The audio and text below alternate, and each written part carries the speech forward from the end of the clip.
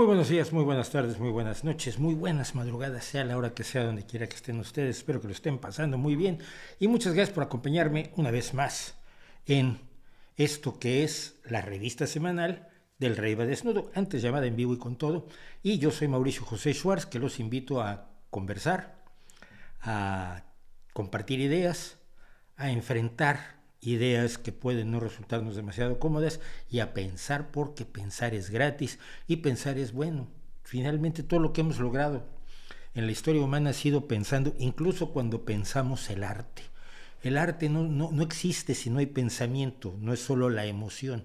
Estoy muy emocionado y voy a hacer un poema maravilloso. Hijo mío, si no sabes manejar el lenguaje y no conoces los elementos básicos de la comunicación y no abordas la realidad, pues no puedes pintar, no puedes hacer poesía, no puedes hacer música, necesitas estudiar, necesitas saber afinar y necesitas conocer las relaciones armónicas y las relaciones matemáticas que hay entre las relaciones armónicas. Todo es pensar, incluso sentir. Pensar y sentir muchas veces son exactamente lo mismo. Eso es lo que digo. Y, eh, y pues los invito a pensar distinto, a pensar bien y a dudar razonablemente de las cosas que las que nos enteramos a lo largo de la vida. Esto es por el motivo por el cual yo estoy aquí, el motivo por el cual he dedicado mi vida a la comunicación, porque creo, lo que me pasa es muy sencillo. Si veo algo que me interesa, creo que hay que compartirlo y inmediatamente estoy buscando a quien decirle, mira, pasó esto, mira, descubrí esto, mira, me enteré de esto, y así es como se crea esto. Así que esta es la razón de la revista semanal, y nuevamente quiero dar las gracias a Rob M, que nos sigue mandando el chat del canal, que es muy útil y nunca le doy las gracias. También, ay Dios mío, Rosa, que nos hace el desglosado por minutos de los temas que vamos manejando a lo largo de las 3 largas horas que tenemos aquí juntos, y que también es una cosa fantástica y de enorme valor, que hace que a mí me resulta utilísima y a la gente le resulta utilísima para ir al tema que quiere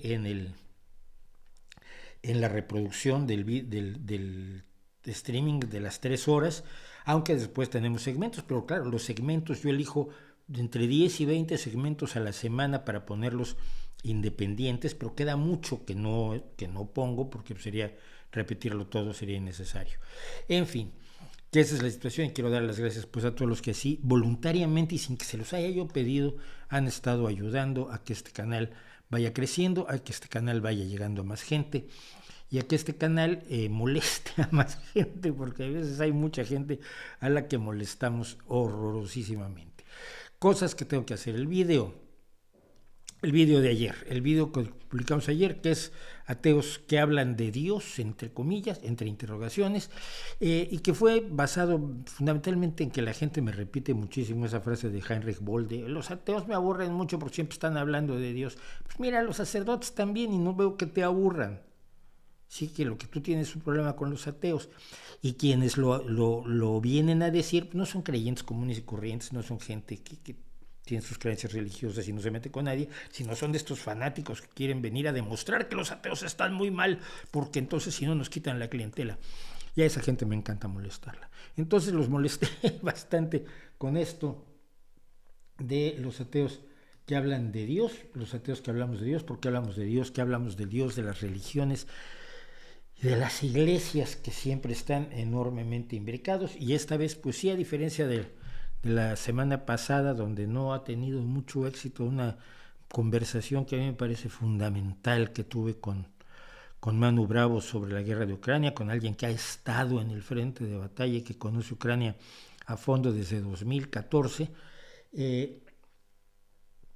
Pero bueno, sí tenemos 13.700 visualizaciones de este pequeño video sobre los ateos que hablamos de Dios. Como siempre les pido su apoyo a lo largo, se supone, a ver, la historia se supone que a lo largo del streaming yo les tengo que decir, ustedes por favor ayúdenme y suscríbanse y apoyen si pueden con algo de dinero a través de Patreon y de PayPal, de Patreon con una aportación mensual o de PayPal con una aportación por una sola vez. Apoyen al canal porque el canal lo necesita, porque necesitamos comprar cosas y necesitamos pagar el alquiler, necesitamos pagar la luz, necesitamos pagar internet.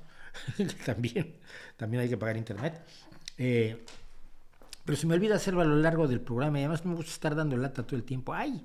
no se olviden de darme dinero. No sé, sigo esperando sacarme la lotería y poder hacer esto sin cobrar.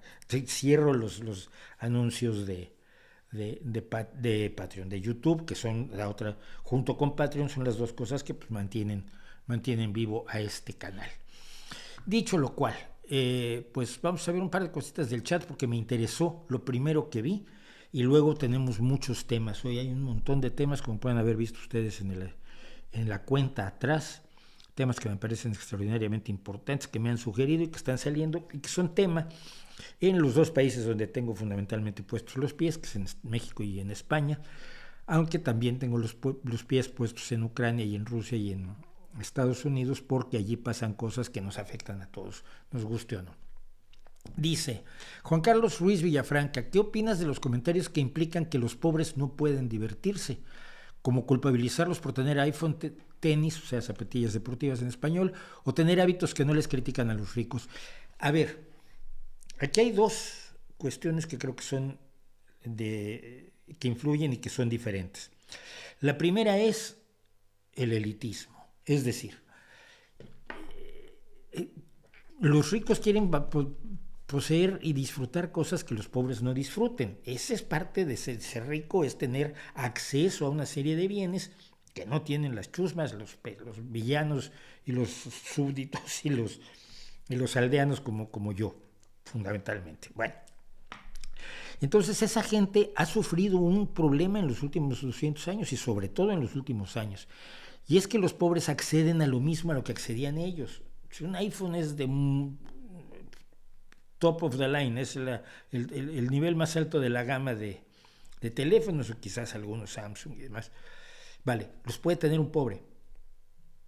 Entonces ahora lo que quieren es tener su iPhone recubierto de diamantes, que no tienen más valor que el que tú les atribuyes. Si el iPhone tiene un valor, puedes hablar con él, puedes buscar cosas, puedes comunicarte con tu gente, puedes leer libros, puedes jugar, puedes recorrer internet, pero si lo cubres de diamantes no te va a dar una funcionalidad mayor. Antes la carne era solo para los ricos. Los ricos comían carne, los pobres comían, pues, si tenían suerte, pollo una vez al mes y carne pues, una vez cada 3-4 meses. Hoy los mecanismos de producción de alimentos permiten que la gente coma mejor, pero entonces tienen que comer cosas muy raras los ricos para sentir que están por encima de las chusmas y de los aldeanos. Antes los pobres no tenían auto, ahora los pobres, pues, por lo menos en los países donde se ha logrado combatir la pobreza con eficacia, pues tienen auto y tienen casas. Y a mí me ha pasado de verlo, que voy a un restaurante de nivel alto aquí en Gijón con mi suegro que es minero jubilado, y vamos y nos damos una buena comilona, toda la familia, y de pronto ves que desde una mesa te están viendo como si fueras tú el advenedizo. ¿Tú conoces eso? Sí, es que ese es fulano de tal y sí me conoce, y él de la élite asturiana, de los que tienen mucho dinero. Pues no le gusta ver a un minero jubilado comiendo lo mismo que él y bebiendo los mismos vinos que él en un restaurante bastante exclusivo, ¿no? Ese es uno de los fenómenos que pasa. La desigualdad de ingresos en la que la gente se fija mucho por el índice Gini y demás, no es tan relevante en países, por ejemplo, los países europeos, aunque haya una gran desigualdad de ingresos en cuanto a calidad de vida.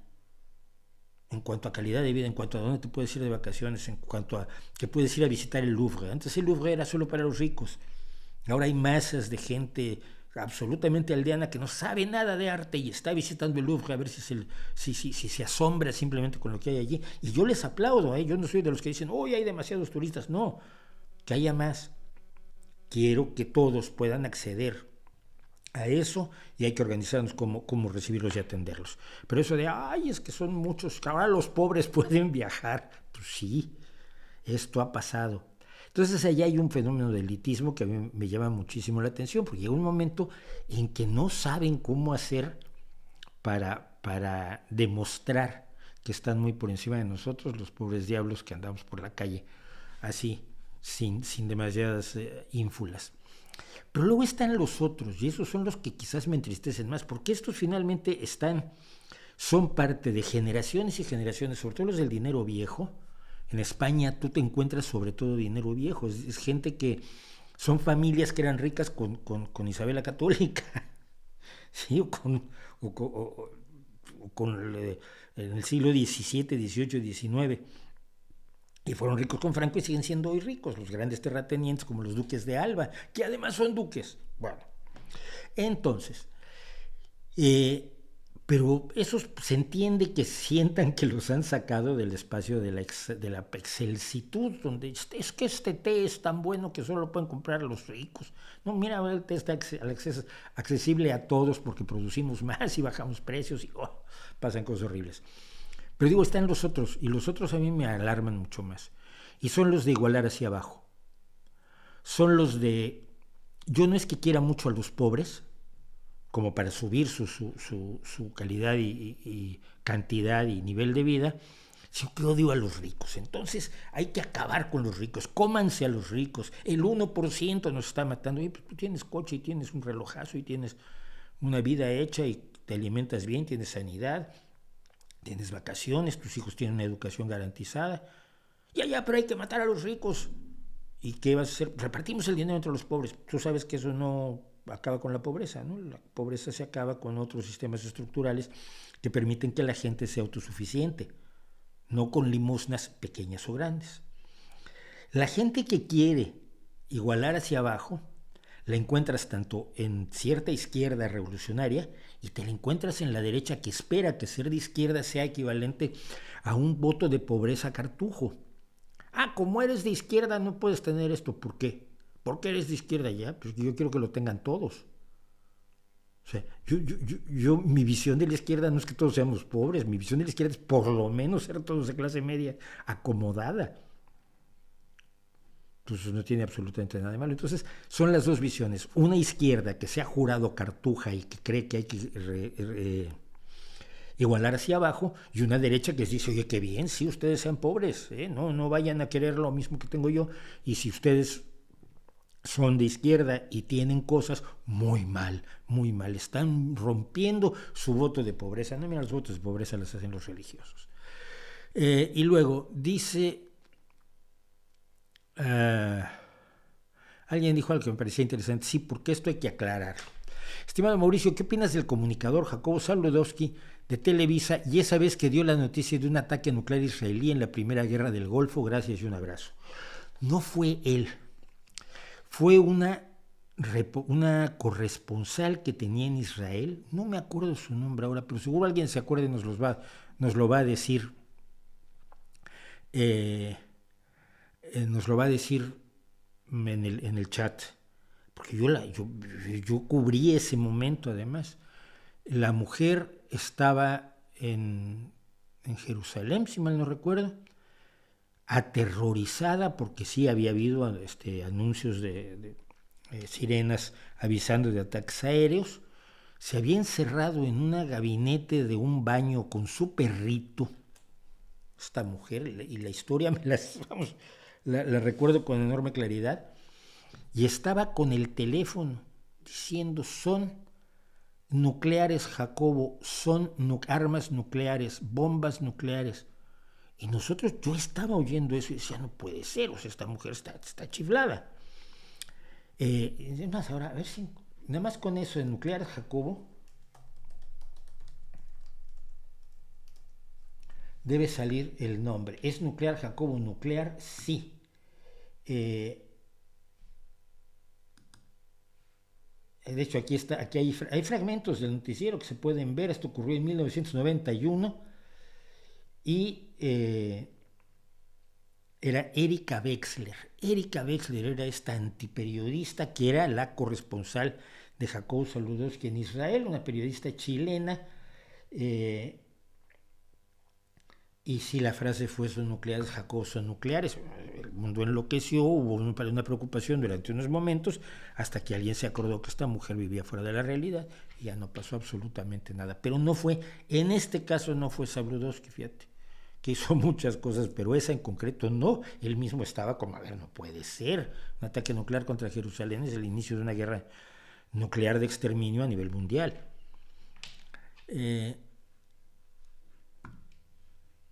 Mauricio, una pregunta sobre ética del periodismo. ¿Debe un medio prestarse a dar cabida a una persona tan despreciable y probablemente corrupta como Donald Trump? ¿Por qué CNN realizó ese fórum? ¿No lo viste? Yo he estado viendo trozos, no lo vi completo, pero he estado viendo trozos y la reportera lo arrastró por el suelo, lo azotó de un lado a otro como en las caricaturas, lo hundió, lo aplastó. Sí, es obligación de un medio hacer eso. No es darle cabida para que diga lo que quiera. Es para que responda a preguntas en lo que llaman un town hall, una especie de reunión municipal que hacen mucho los Estados Unidos. Y todo lo hicieron además con gente del Partido Republicano. O sea, el público era del Partido Republicano, que es legítimo, es un partido legal. Entonces, pero lo que se le hizo fue exigirle que respondiera, y la reportera, que es brillante, le dio cera, pero como para hacer una fábrica de velas. Así que sí, yo creo que éticamente, por supuesto, hay que darles espacio, porque si lo vuelves clandestino y lo conviertes en víctima, sale peor. Pero cómo tratar a una persona así, cómo tratar a un nazi, cómo tratar a un enloquecido, hay muchas formas de hacerlo, y la forma en que lo hizo la CNN me parece brillante, y tiene todo mi aplauso.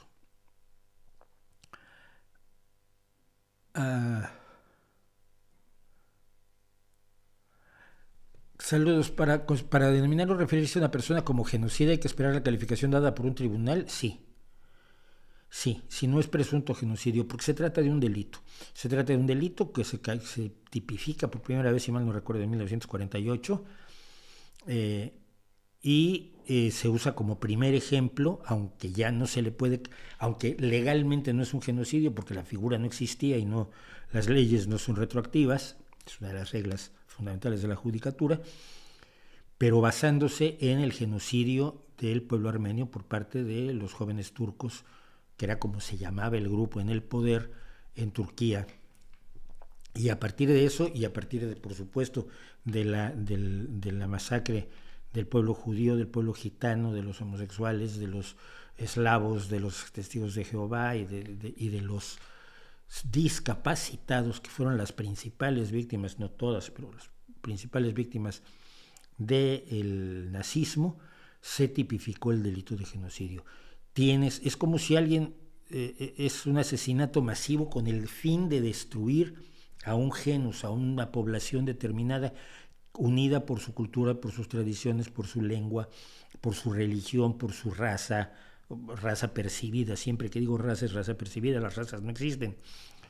Pero ese es el genocidio, tiene por objeto acabar con esa población, con la población de una etnia, de un grupo social determinado, y si no lo has demostrado, pues no lo puedes.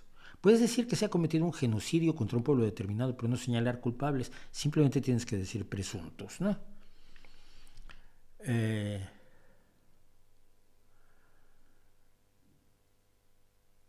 ¿Qué opinas de la leyenda negra española? Pues yo no sé cuál es la leyenda negra española, mira.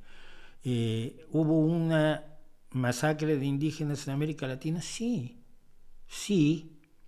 ¿Se les sometió a trabajos que morían como moscas? Sí. ¿Se les marcó a hierro? Sí. ¿Se violó a sus mujeres? ¿Se apropiaron de ellas? Sí. Todo eso es cierto, no es una leyenda negra. No necesitas ir a las barbaridades de AMLO. Lee a Bernal Díaz del Castillo. Lee a los cronistas españoles de la época. Y los cronistas españoles de la época te cuentan cómo era la situación era horrorosa. Lo único que pasa es que no acabaron con todos los indígenas porque los conquistadores no tenían ánimo de trabajar, no eran colonizadores en el sentido de que llegaron los colonizadores holandeses y británicos al norte de América, donde ellos iban con la idea de trabajar y de apoderarse de la tierra como su propiedad personal. Y entonces aniquilaron, para todo efecto práctico, en otro genocidio horroroso, a los indígenas del norte de América, de lo que es al norte del río Bravo y al norte de lo que fueron los terrenos de la Nueva España. Y después, cuando la Nueva España, cuando se apoderaron de la mitad de México, de la mitad de lo que era la Nueva España, pues siguieron el mismo sistema de aislamiento y exterminio de los indígenas norteamericanos. Pero el que ellos lo hayan hecho así y no se haya concluido la aniquilación de todos los indígenas americanos no es un punto a favor de los conquistadores, no lo es. De hecho, ¿qué fue lo que pasó? Cuando se liquidó a todos los indígenas en Cuba fue cuando descubrieron que tenían que trabajar, y esto no venía con la idea de yo vengo a ser un conquistador. Y fue cuando se empezó además la trata de esclavos, llevar esclavos a Cuba para que trabajaran en lugar de los amos y señores de la península, ¿no? No es una leyenda negra, es un hecho histórico lamentable del que no tienen culpa los españoles hoy, aunque López Obrador no lo quiera entender así, y del que no son víctimas los mexicanos hoy. Los mexicanos hoy son hijos de esos españoles que se fueron allá y de los indígenas. Yo soy descendiente de un español que se fue para allá en 1890, mi abuelo Fernando, que vino de aquí de Asturias, y de mi abuela, que era medio zapoteca. Pero los españoles que se quedaron en España, pues ellos no hicieron ningún genocidio, ellos trabajaban y punto, ¿no? Y las riquezas que se le arrancaron a América Latina, pues fueron riquezas que fueron para la élite española, pero para los que estaban trabajando en el campo y para los vasallos y siervos y artesanos y gente común y corriente, pues esa riqueza no existió tampoco. Es culparlos a ellos. Ahora tienen una democracia, pues ustedes tienen la culpa de la conquista. No, hombre, no. No, hombre, no. Pero bueno, vamos a ver. Somos un montón, somos 205. Bueno, está bien, pero sigan trayendo a sus amigos.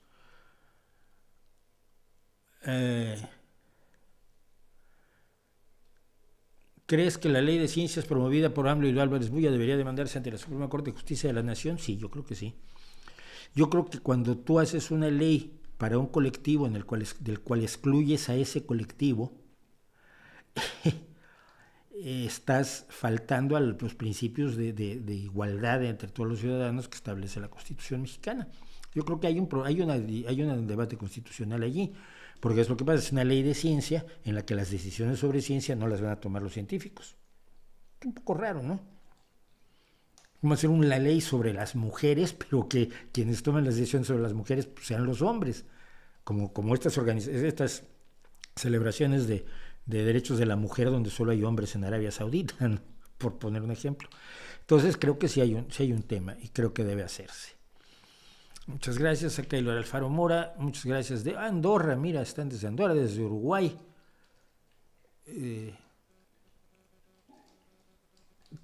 ¿Cómo me va la marcha? No, pues a mí no, yo así nací, es como me dicen, es que parece, el otro día cambié mi foto en mis redes sociales por una foto que me hizo mi hijo. Estábamos en el concierto de una amiga que es cantante de rock y de pop, canta muy bien además, y mi hijo me hizo la foto y cambié la foto y alguien me dijo, pero es que pareces un viejo rockero. Y dijo, pues eso es lo único que soy un rockero y es lo que he sido. Nací el año que le pusieron nombre al rock. Tool no me gusta, más Uruguay, al que tiene COVID ojalá se le quite.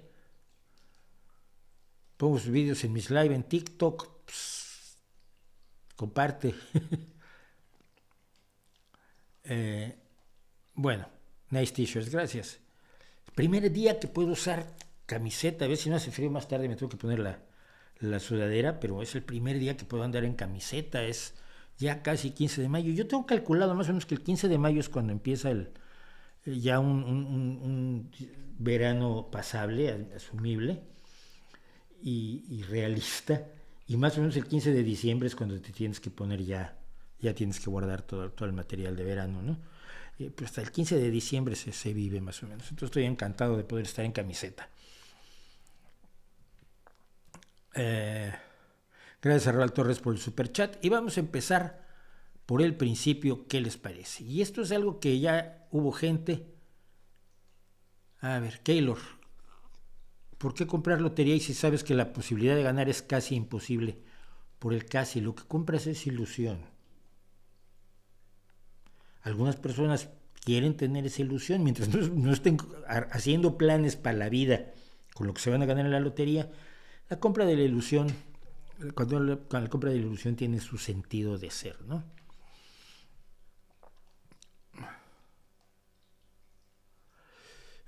Bueno, pero vamos a empezar por algo que ya hubo gente que me dijo, pero ¿qué quieres decir? Bueno, voy a decirlo.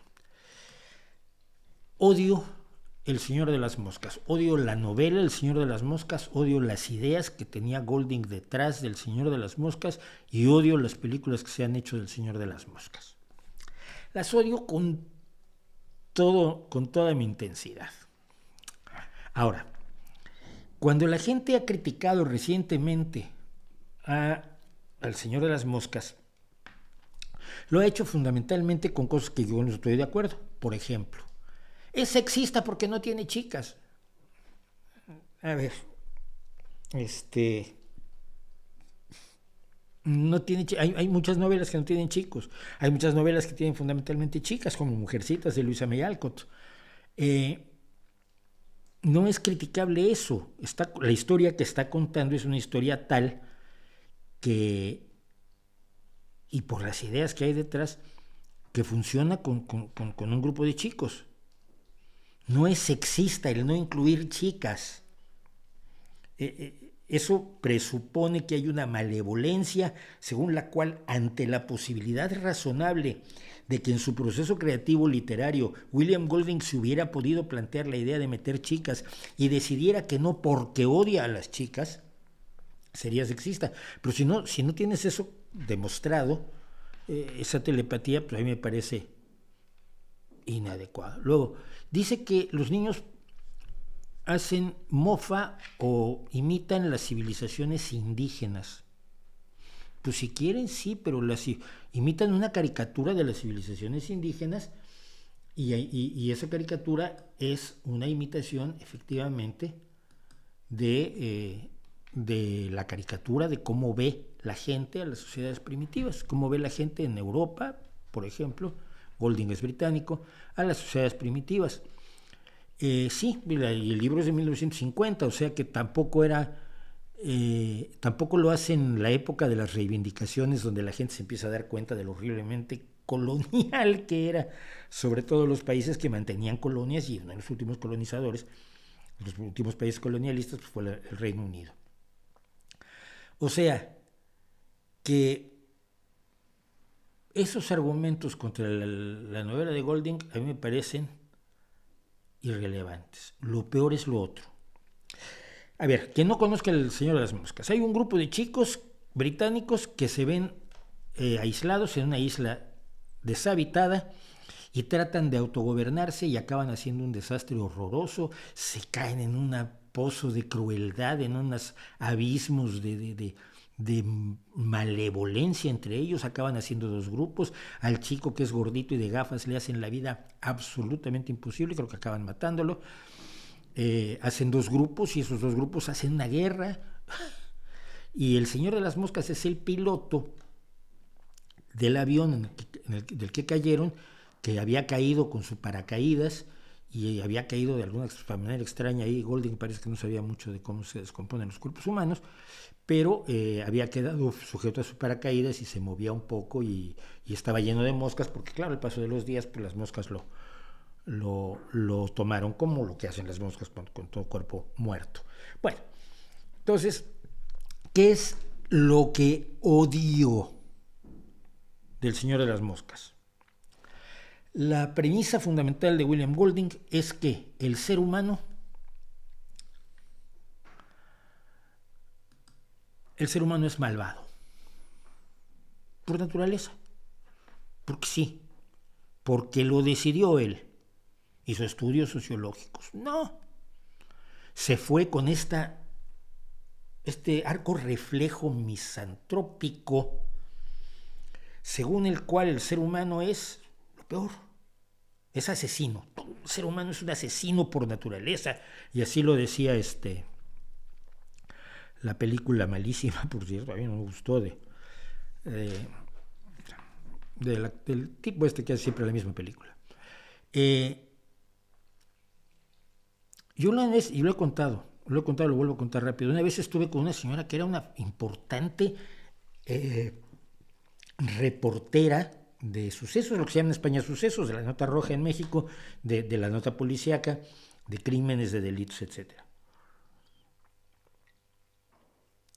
Yo creo que debe haber sido la segunda vez que vine a España, entonces era en el 94, no sabía quién era esta señora, pero por lo visto era famosísima.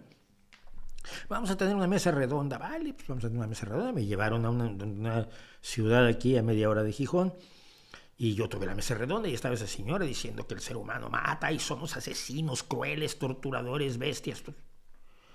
Y yo, que troublemaker, pues cuando me toca hablar, le pregunto, oiga, señora, ¿usted a cuántas personas ha matado? Y me miró horrorizado, óigame, no, yo no he matado a nadie. Pues, si somos asesinos por naturaleza, alguien habrá matado a usted. ¿Tiene hermanos? Sí, sus hermanos sí han matado gente. Pero ¿cómo se atreve usted? Bueno, su mamá, su papá, sus abuelitos asesinaron gente. Pero no, ¿por qué me está usted diciendo? Estoy diciendo que su percepción no se corresponde a la realidad. Que la vasta mayoría de los seres humanos, y más en estos tiempos, quizá en el pasado las cosas eran distintas, la vasta mayoría de los seres humanos nunca han matado ni van a matar a nadie. El asesinato no está en la naturaleza humana. El asesinato es un producto, entre otras cosas, de que nuestra capacidad de matar ha evolucionado mucho más rápido que nuestra capacidad de darnos cuenta que no hay que matar a nuestros congéneres.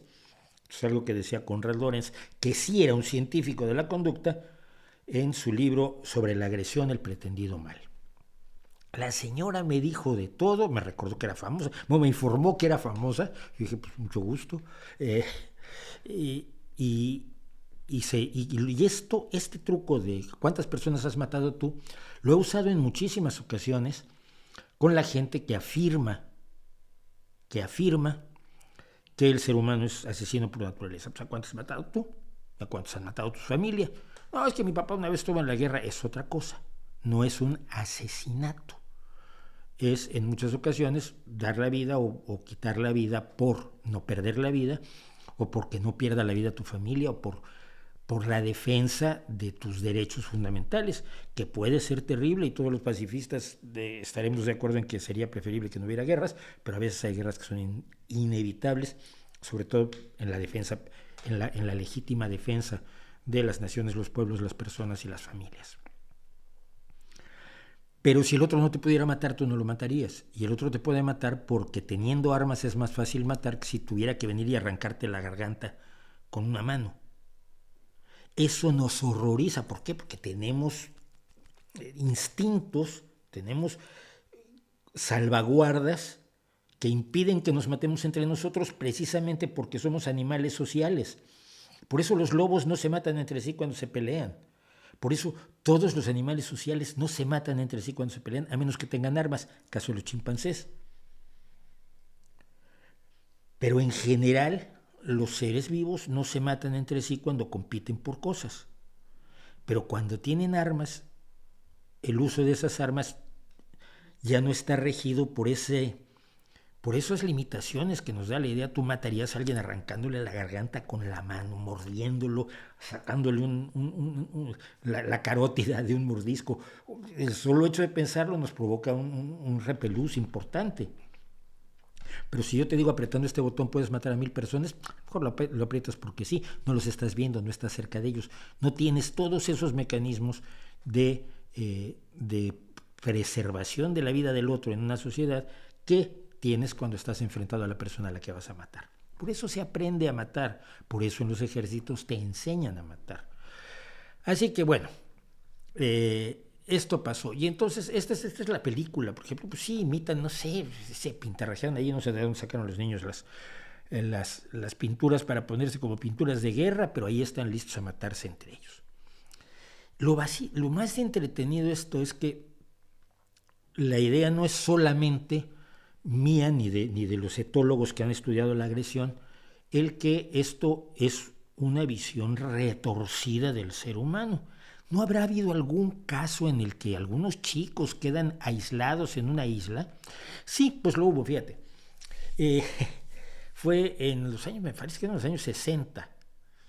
En los años 60, 6 chicos, a quienes vemos aquí, con los tipos que los rescataron, es decir, 6 chicos de la isla de Fiji, Siones, Stephen, Colo, David, Luke y Mano, en una escuela, en un internado católico estaban, o sea, de ahí yo también habría huido, en Tonga, perdón, no en Fiji, en Tonga, eran entre 13 y 16 años tenían.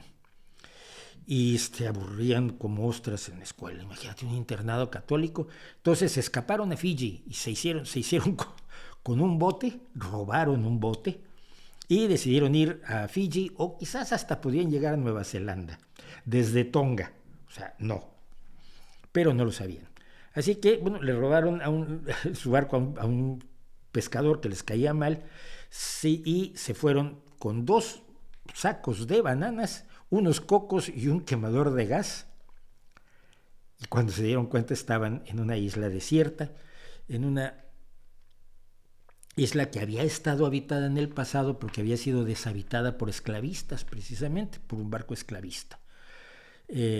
La isla de Ata. Y en la isla de Ata, estos niños pues, empezaron a autogobernarse para no morir de hambre, para vivir bien. Trabajaban en equipos de 2, hicieron un orden para la jardina, para el jardín, para la cocina y para hacer guardias. Pues ellos no sabían ni siquiera si la isla estaba habitada o no, eso lo sabemos ahora.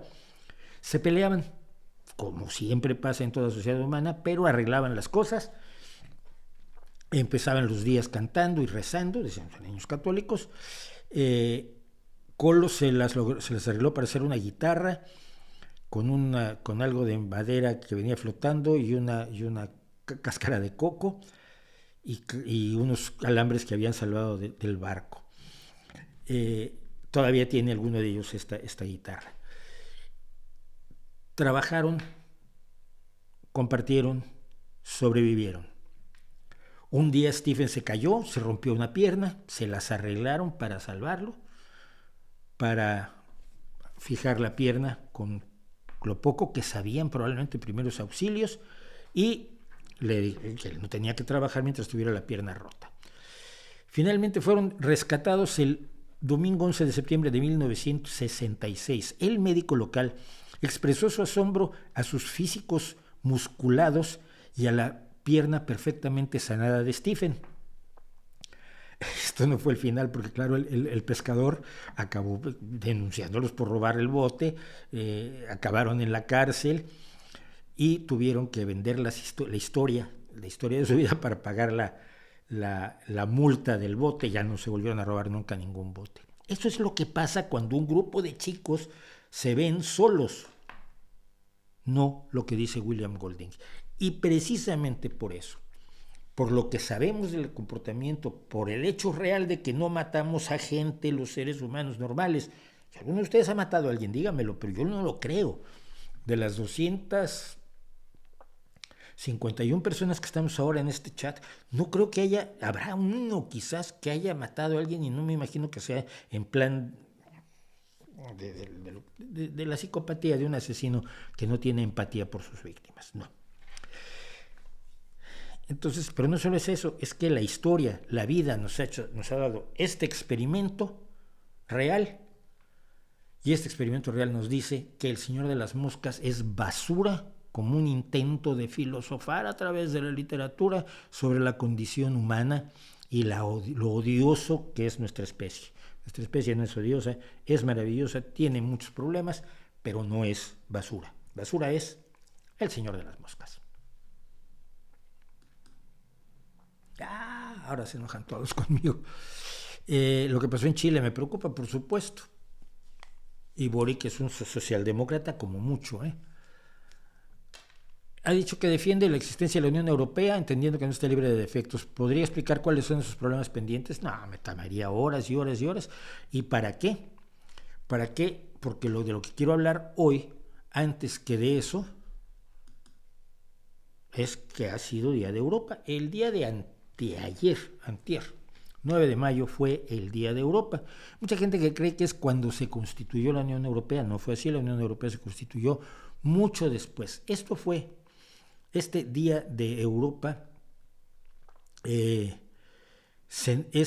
la fecha en la que el ministro de Relaciones Exteriores de Francia, Robert Schuman, el 9 de mayo de 1950, hizo una declaración de un discurso proponiendo que si hacíamos una unión, si los europeos hacían una unión del carbón y el acero, en vez de estar luchando por los recursos del otro, se conjuntaba una comunidad de acero y carbón, habría menos motivos para hacer la guerra. En 1950, evidentemente, la Segunda Guerra Mundial estaba muy fresca y la idea era buscar una forma de evitar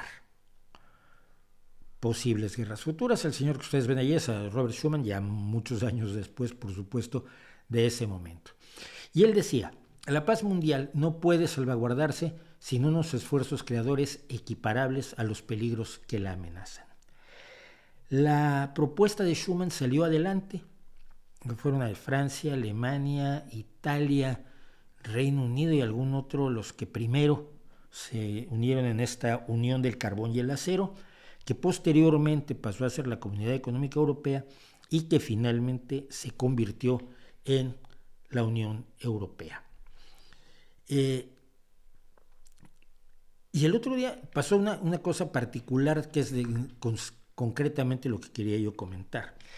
Alguien se dio cuenta de que en los documentos fundacionales de la Unión Europea se habla de que la Unión promoverá la justicia social.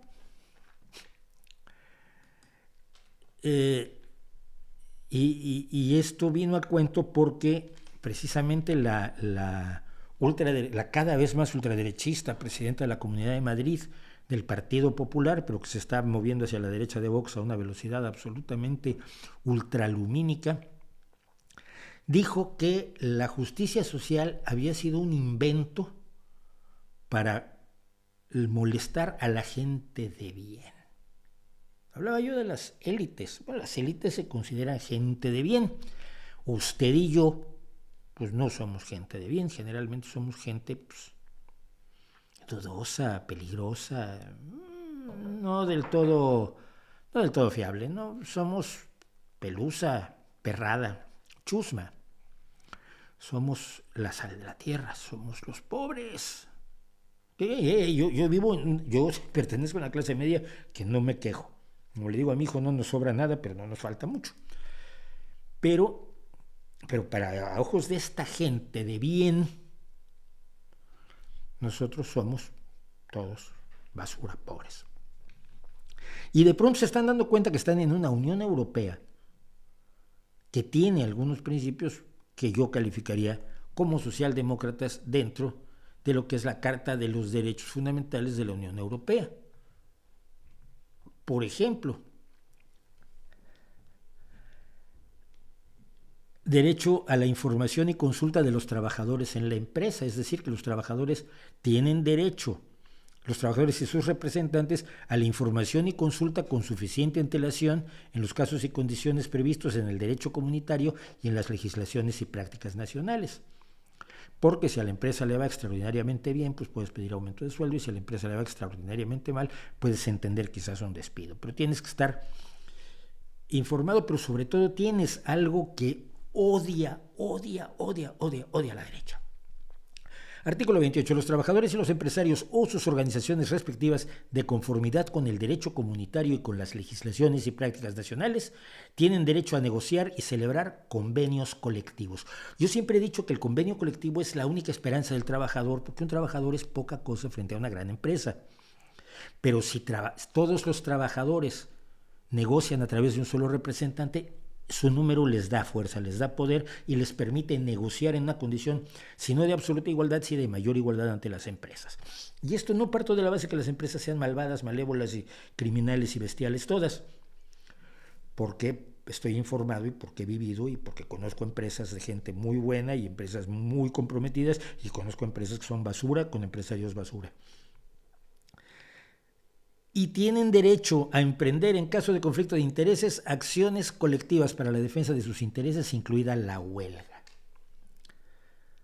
Protección en caso de despido injustificado, condiciones de trabajo justas y equitativas, prohibición del trabajo infantil y protección de los jóvenes en el trabajo.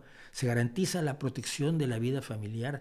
La Unión reconoce y respeta el derecho de acceso a las prestaciones de seguridad social. Esa seguridad social que esa misma señora Isabel Ayuso está tratando de destruir la sanidad pública en la Comunidad de Madrid. Los servicios sociales que garantizan una protección en casos como la maternidad, la enfermedad, los accidentes laborales, la dependencia o la vejez, así como en el caso de pérdida de empleo, un seguro de desempleo, según las modalidades establecidas por el derecho comunitario y las legislaciones nacionales. Toda persona que reside y se desplace legalmente dentro de la Unión tiene derecho a las prestaciones de seguridad social. Es una de las esencias de la Unión Europea. Yo me puedo ir a trabajar a Francia y tengo los mismos derechos, o si no exactamente los mismos derechos, tengo los derechos que tendría cualquier francés en mi misma posición, o en Alemania, o en Rumania, o en cualquiera de los países de la Unión Europea. Toda persona tiene derecho a la prevención sanitaria y a beneficiarse de la atención sanitaria en las condiciones establecidas por las legislaciones y prácticas nacionales. Derechos, diversidad cultural, religiosa y lingüística, la Unión las respeta. La igualdad entre hombres y mujeres será garantizada en todos los ámbitos, inclusive en materia de empleo, trabajo y retribución.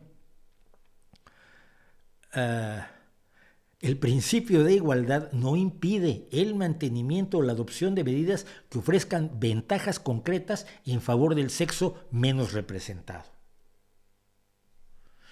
Son feministas, pero no se supone que la Unión Europea es lo más reaccionario del mundo, por lo menos eso es lo que nos quiere vender gente como Pablo Iglesias, que dice que originalmente él proponía la salida de la destrucción del euro, la anulación del euro, y finalmente la salida de España de la Unión Europea, si él algún día gobernaba.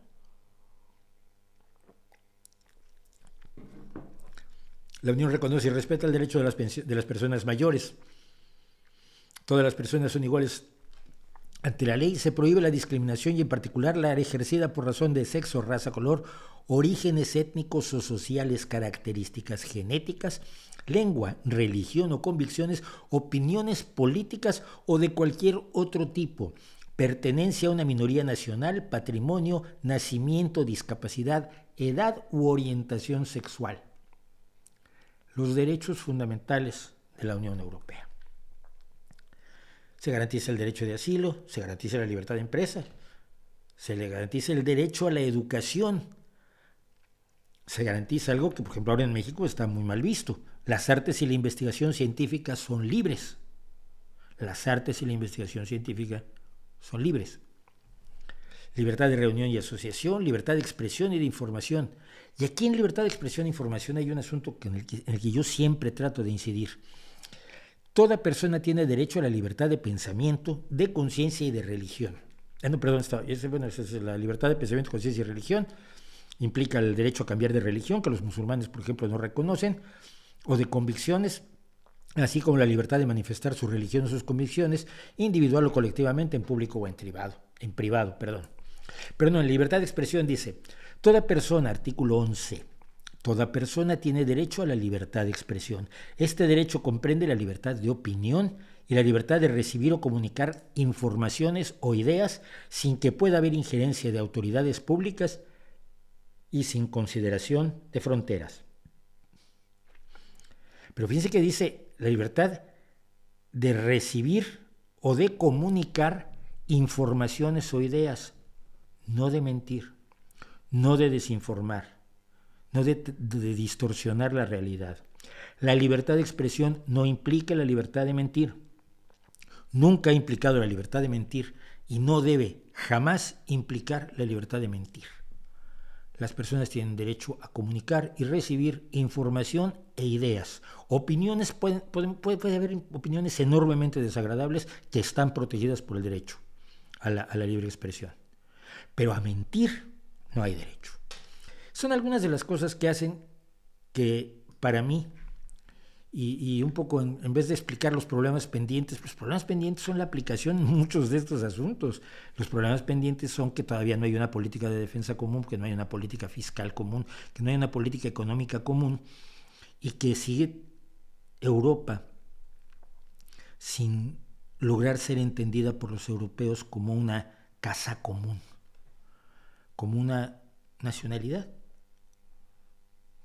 como la pertenencia a una comunidad mayor, así como tú vives en tu barrio, pero perteneces a una comunidad mayor que es el municipio, vives en tu municipio y perteneces a una comunidad mayor que es tu estado, región, provincia, etcétera, y vives en ese estado, región o provincia, pero perteneces a una comunidad más grande que es tu país, tu nación. Todavía la mayoría de los europeos no sienten que pertenecen a una comunidad mayor que es la Unión Europea. Pero la Unión Europea es la esperanza de organizaciones multinacionales, supranacionales, en todos los países, en todas las regiones, que puedan ir avanzando hacia una visión común donde nosotros y ellos vaya desapareciendo para que nosotros seamos todos.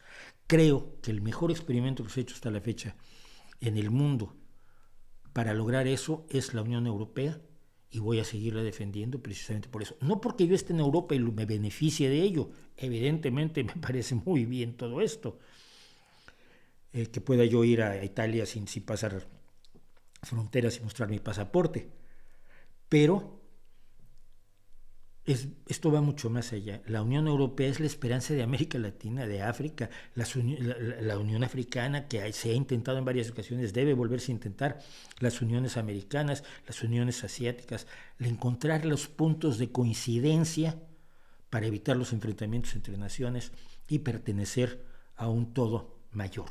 Yo creo que vale muchísimo la pena y voy a seguirlo defendiendo, esté aquí o no.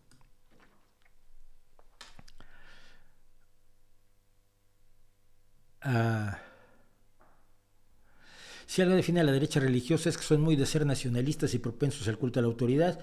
Lo vi personalmente en un grupo de WhatsApp. Sí, pero también hay una izquierda nacionalista que es muy peligrosa. Es decir, lo peligroso es el nacionalismo, como lo peligroso es el autoritarismo. No hay autoritarismo bueno, sea de izquierda o sea de derecha, el autoritarismo debe combatirse, ¿no? Dice, bueno, Juan López, rápido esto.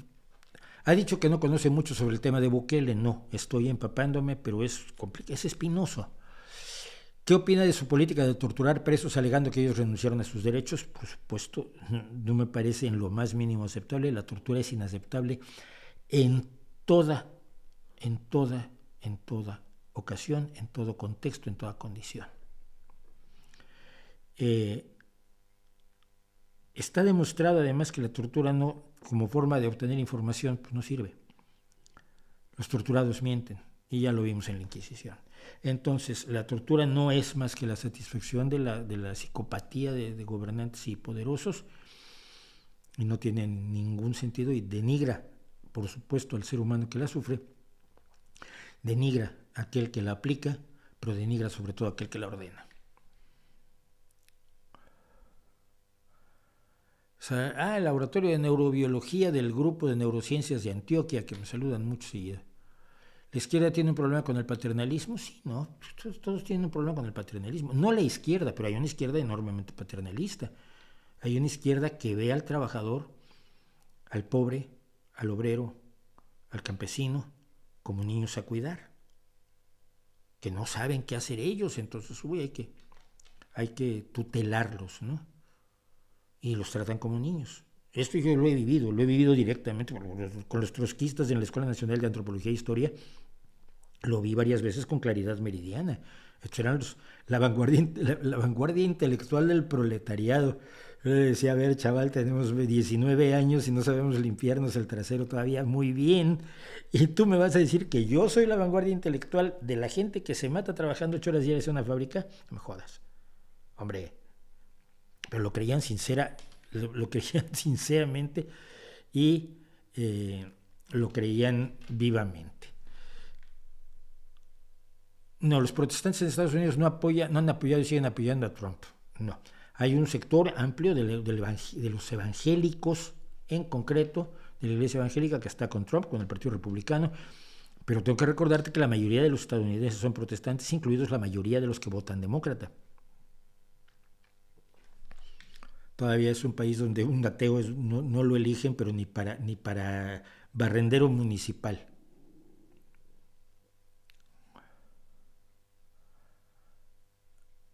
No, la corresponsal, no, ya lo dijo Leo, es Erika Wexler. La corresponsal no era Valentina Alasraqui. No era Valentina Alasraqui. Eh,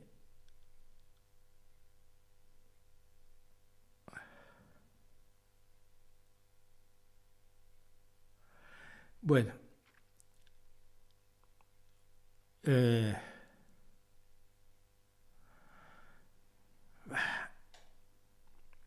vamos a otra cosa que tenemos pendiente para el día de hoy. ¿Y qué es esta? Mira. Dispararle a quien sea, porque sí. Dispararle a cualquier desconocido. Mira. Ayer,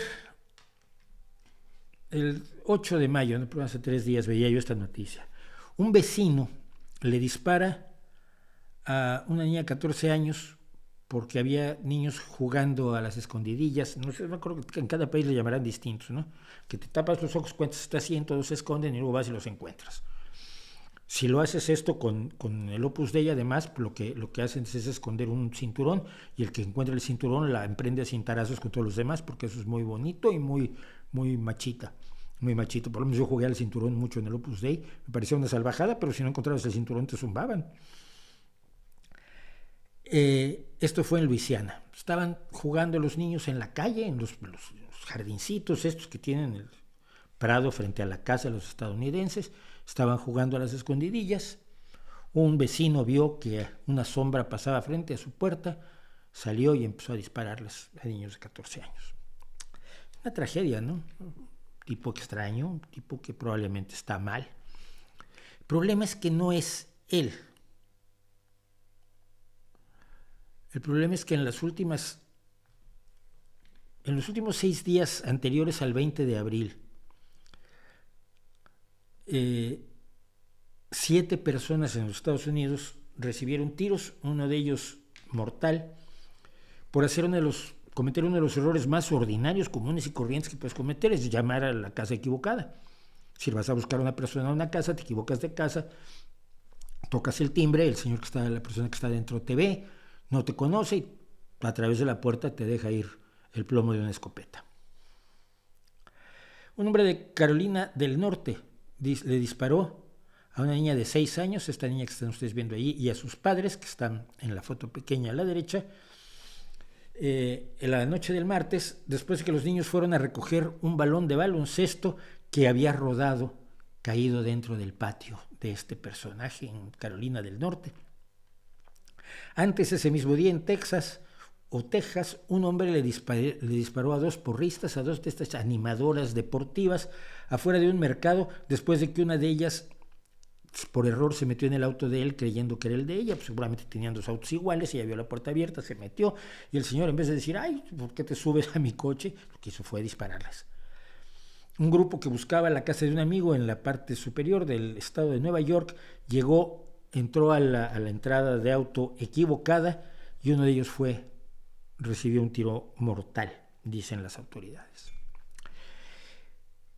Esto no es un problema solo de armas, y esto es evidente.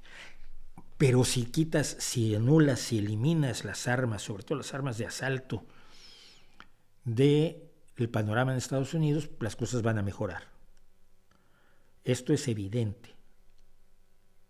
Si yo quiero dispararte y no tengo un arma, es muy difícil que te dispare.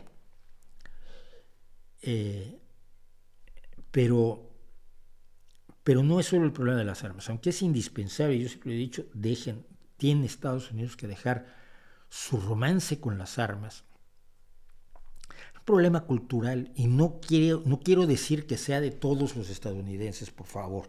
Ya saben que yo las brochas gordas no les tengo ningún cariño, pero hay una cultura en Estados Unidos de la violencia, de la glorificación de la violencia, que trasciende la glorificación de la violencia normal en otras culturas, ¿no? Y un ejemplo que me ha preocupado muchísimo en los últimos años ha sido el caso del feminismo. Una mujer que es, por razones, me van a matar, biológicas, físicamente inferior de media a la media de los hombres y que tiene tendencias menores a la violencia que los hombres violentos, se encuentra en una desventaja en una sociedad como la estadounidense. Uno pensaría que lo que tiene que ocurrir es que esa sociedad, esos violentos, sean menos violentos y ejerzan menos la fuerza para salirse con la suya. Eso es lo que permitiría una mejor convivencia entre los menos fuertes y los más fuertes, los menos violentos y los más violentos.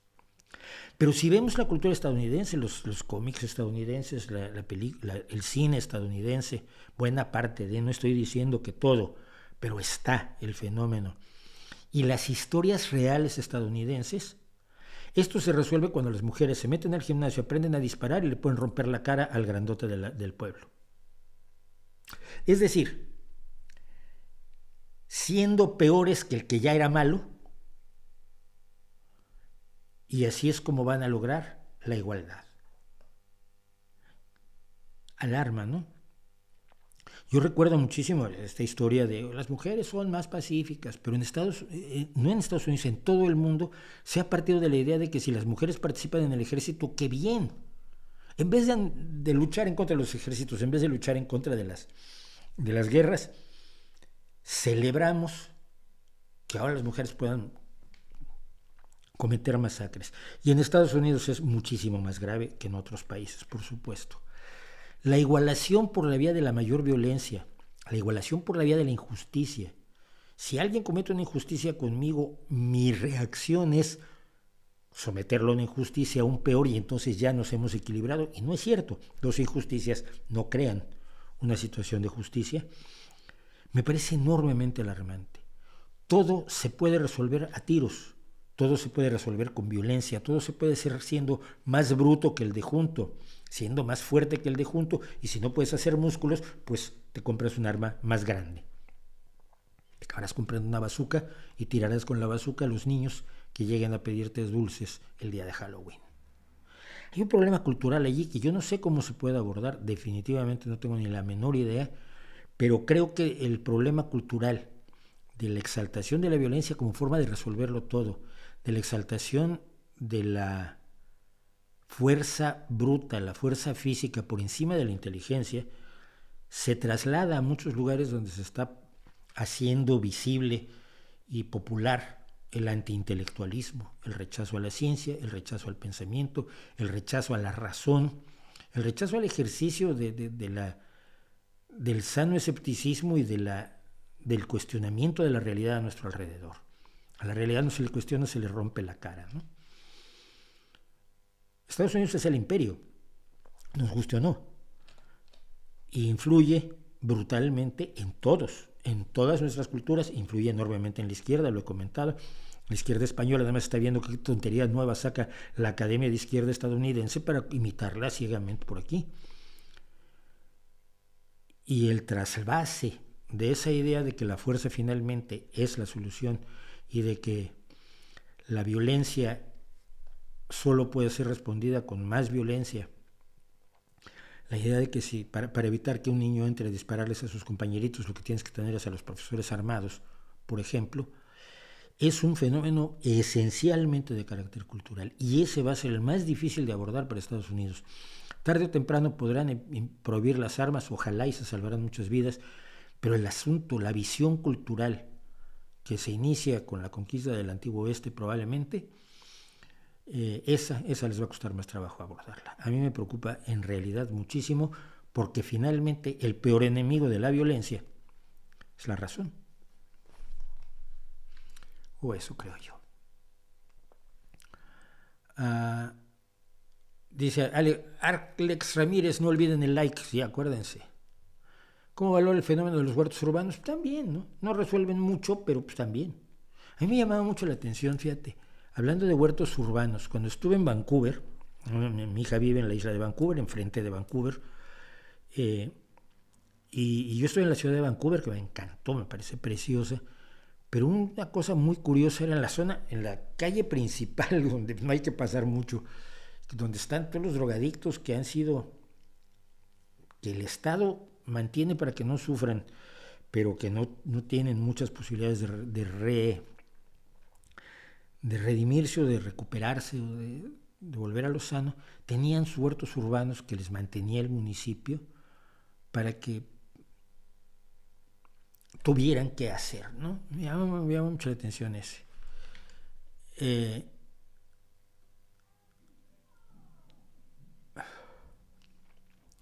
¿Te ha pasado cambiar de opinión acerca de lo que piensa alguien al conocerlo personalmente? Sí, mucho. Sobre todo los ídolos no son para conocerlos. Cuando idolizas a alguien, por favor, no lo conozcas porque luego vas a descubrir que es humano. O por el contrario, sí me ha pasado de gente que tenía yo resquemores respecto de ellos y que al conocerlos cambio de opinión. Sí me ha pasado. Y no doy nombres porque no se dan nombres.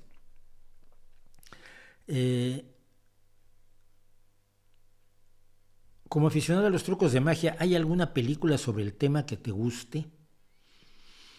No, me gustaban las mudas de Houdini.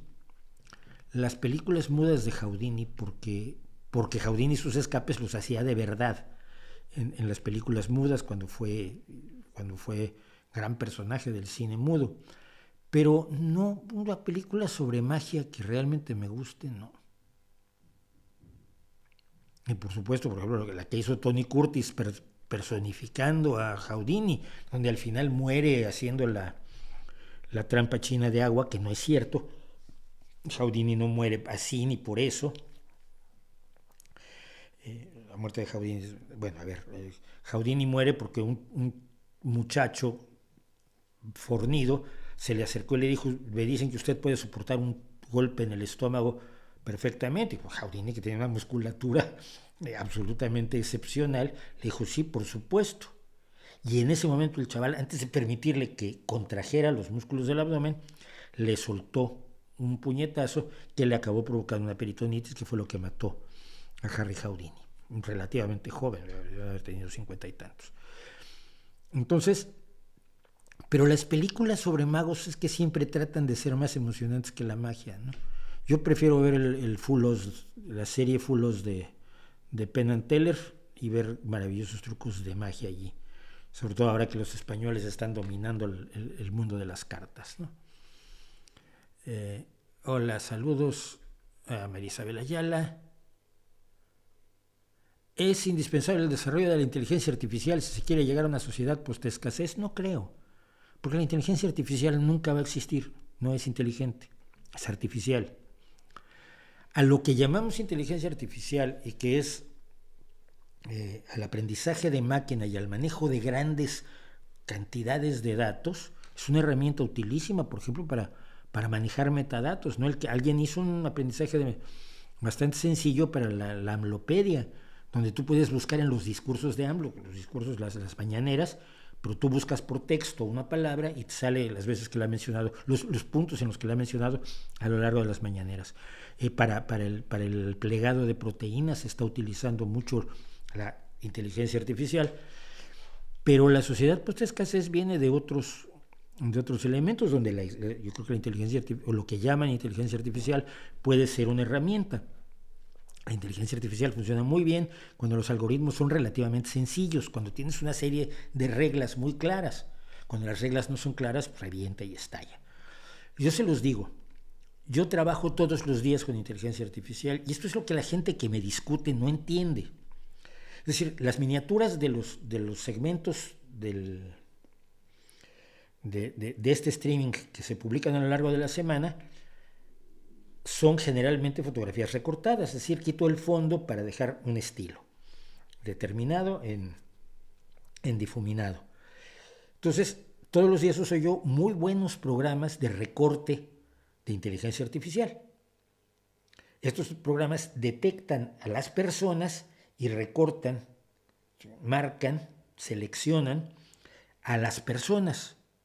Pero siempre hay que meterle mano. ¿Por qué? Porque, bueno, confunde el hombro con el de atrás, confunde el pelo del de atrás con el de acá, o confunde la oreja con el codo de alguien que estaba saliendo, y la inteligencia artificial no sabe que eso es un codo, no sabe cómo son los hombros humanos, no sabe cómo era el pelo de, por ejemplo, ahora que publiqué el de el Olomodor y el Gran Salto Adelante, no sabe cómo es el pelo de Mao Zedong, que era muy peculiar su peinado, entonces tengo que entrar yo y corregir y retocar y recortar. Siempre tengo que recortarlo porque yo soy el inteligente. Ella puede seguir una serie de reglas, pero no es inteligente. Y yo trabajo todos los días con traducción de máquina y sé cuáles son sus límites. Sé la evolución rapidísima que tuvo a partir de 2010 y sé el parón que ha tenido desde 2018, 19. ¿Por qué? Porque hay un límite que no puede traspasar. Encuentra una palabra, la encuentra descontextualizada y no sabe de sus 5 acepciones cuál puede ser. Yo sí lo sé, porque el inteligente soy yo. Ella solo compara cosas y hace autocompleción, perdón. Entonces yo conozco esas limitaciones y sigo pidiéndoles a todos un violinista tocando un violín azul realista, y los violines azules todavía no son realistas. Y el único medianamente realista que logré sacarle recientemente a Stable Diffusion, estaba más o menos realista el violín, salvo que lo estaban tocando como si fuera una viola da gamba.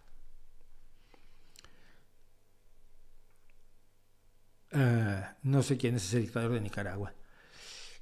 ¿Cuál es tu película favorita? Depende del día, ¿no? Unos días es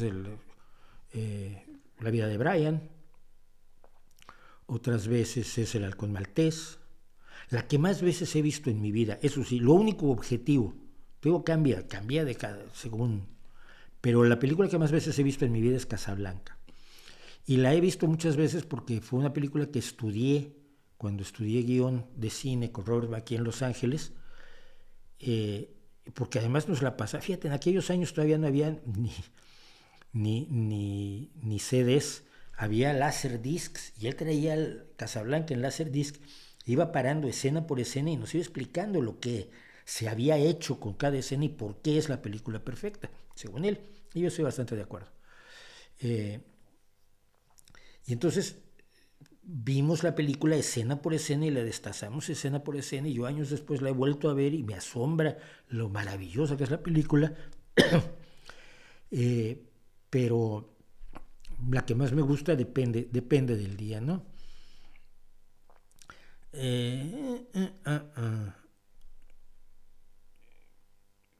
¿Te gusta la subcultura gótica? Ya está muy muerta, ¿no?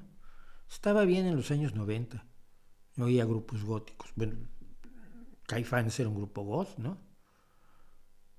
Bueno, ¿crees que AMLO va a pasar a la historia como uno de los peores presidentes de México? Sí, sin duda alguna. Sin duda alguna, aunque sus fans siempre dirán lo contrario. Y saludos desde Lima, Perú. Te estoy escuchando escondidas, Eugenio, no hagas eso. ¿Quién de la oposición te parece sólido y un buen candidato de cara al 2024? Ninguno. Ninguno. Yo no creo que sea cosa de candidatos. Primero tendríamos que tener una plataforma ciudadana transversal que decida cómo quiere que sea el 2024, el sexenio 2024-2030, y a partir de esa decisión de una plataforma ciudadana se elige a quien pueda mejor llevar a cabo ese programa. Pero si se trata de buscar caudillos, sigan buscando caudillos, se van a encontrar muchos López Obrador. Y algunos será peor, cuidado, algunos será mucho peor.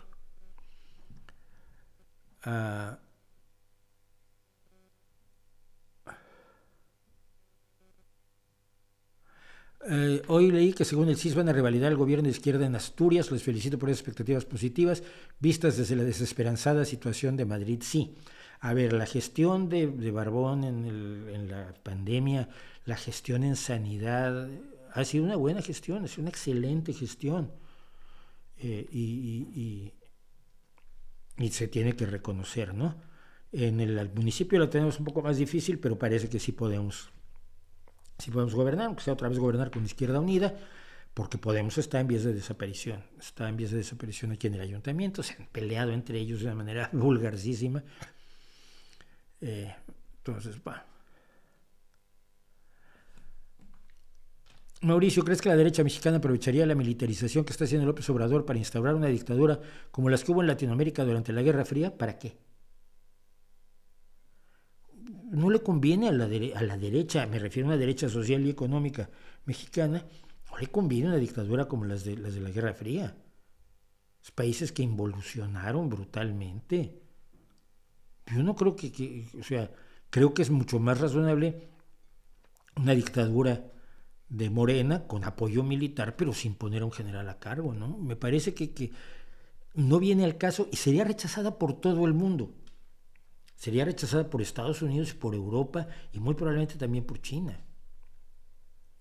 Y por el resto de América Latina ni te cuento.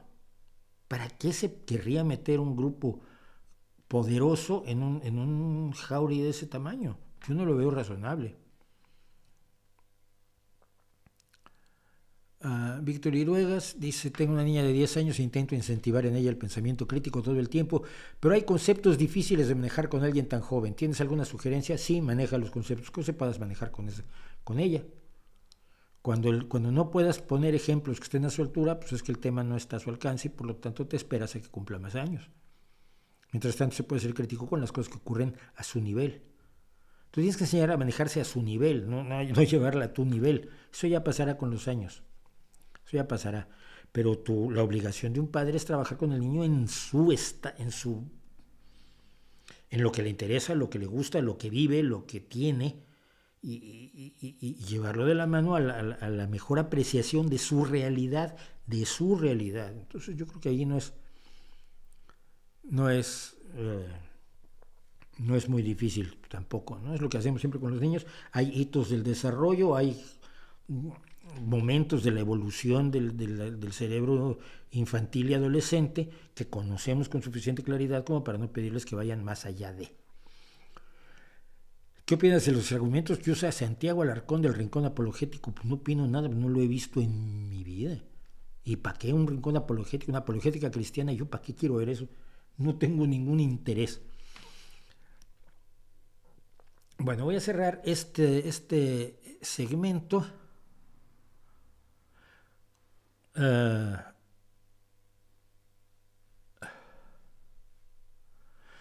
A ver, rápido. ¿Consideras que existen políticas y debates que solo pueden suceder si lo llevan a cabo personas de identidad oprimida?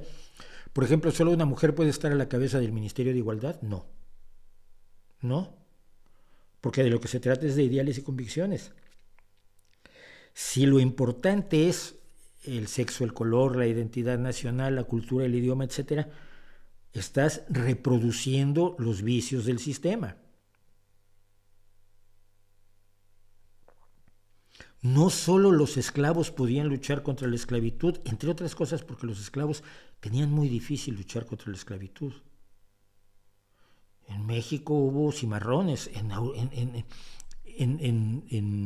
Estados Unidos el cimarronaje no existió como no fuera con el apoyo de grupos de personas que habían decidido, sin ser esclavos, que la esclavitud era incorrecta.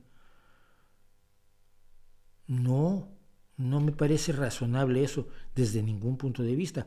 Otra cosa sería un Ministerio de Igualdad compuesto solamente por hombres para cuyas decisiones solo se consultara a hombres. Hombre, ahí sí no.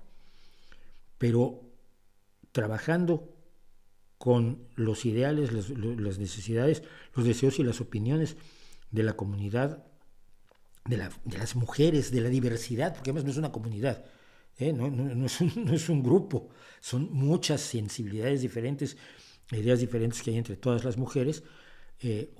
Alguien puede ser ministro de Igualdad siempre y cuando tenga un muy buen apoyo, precisamente basado en las personas que estudian y que conocen el tema, que generalmente suelen ser mujeres.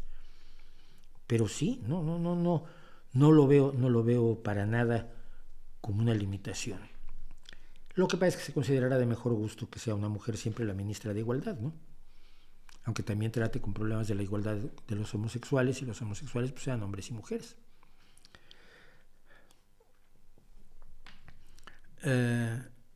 Bueno, decía yo que íbamos a hablar de esto porque me llamó mucho la atención.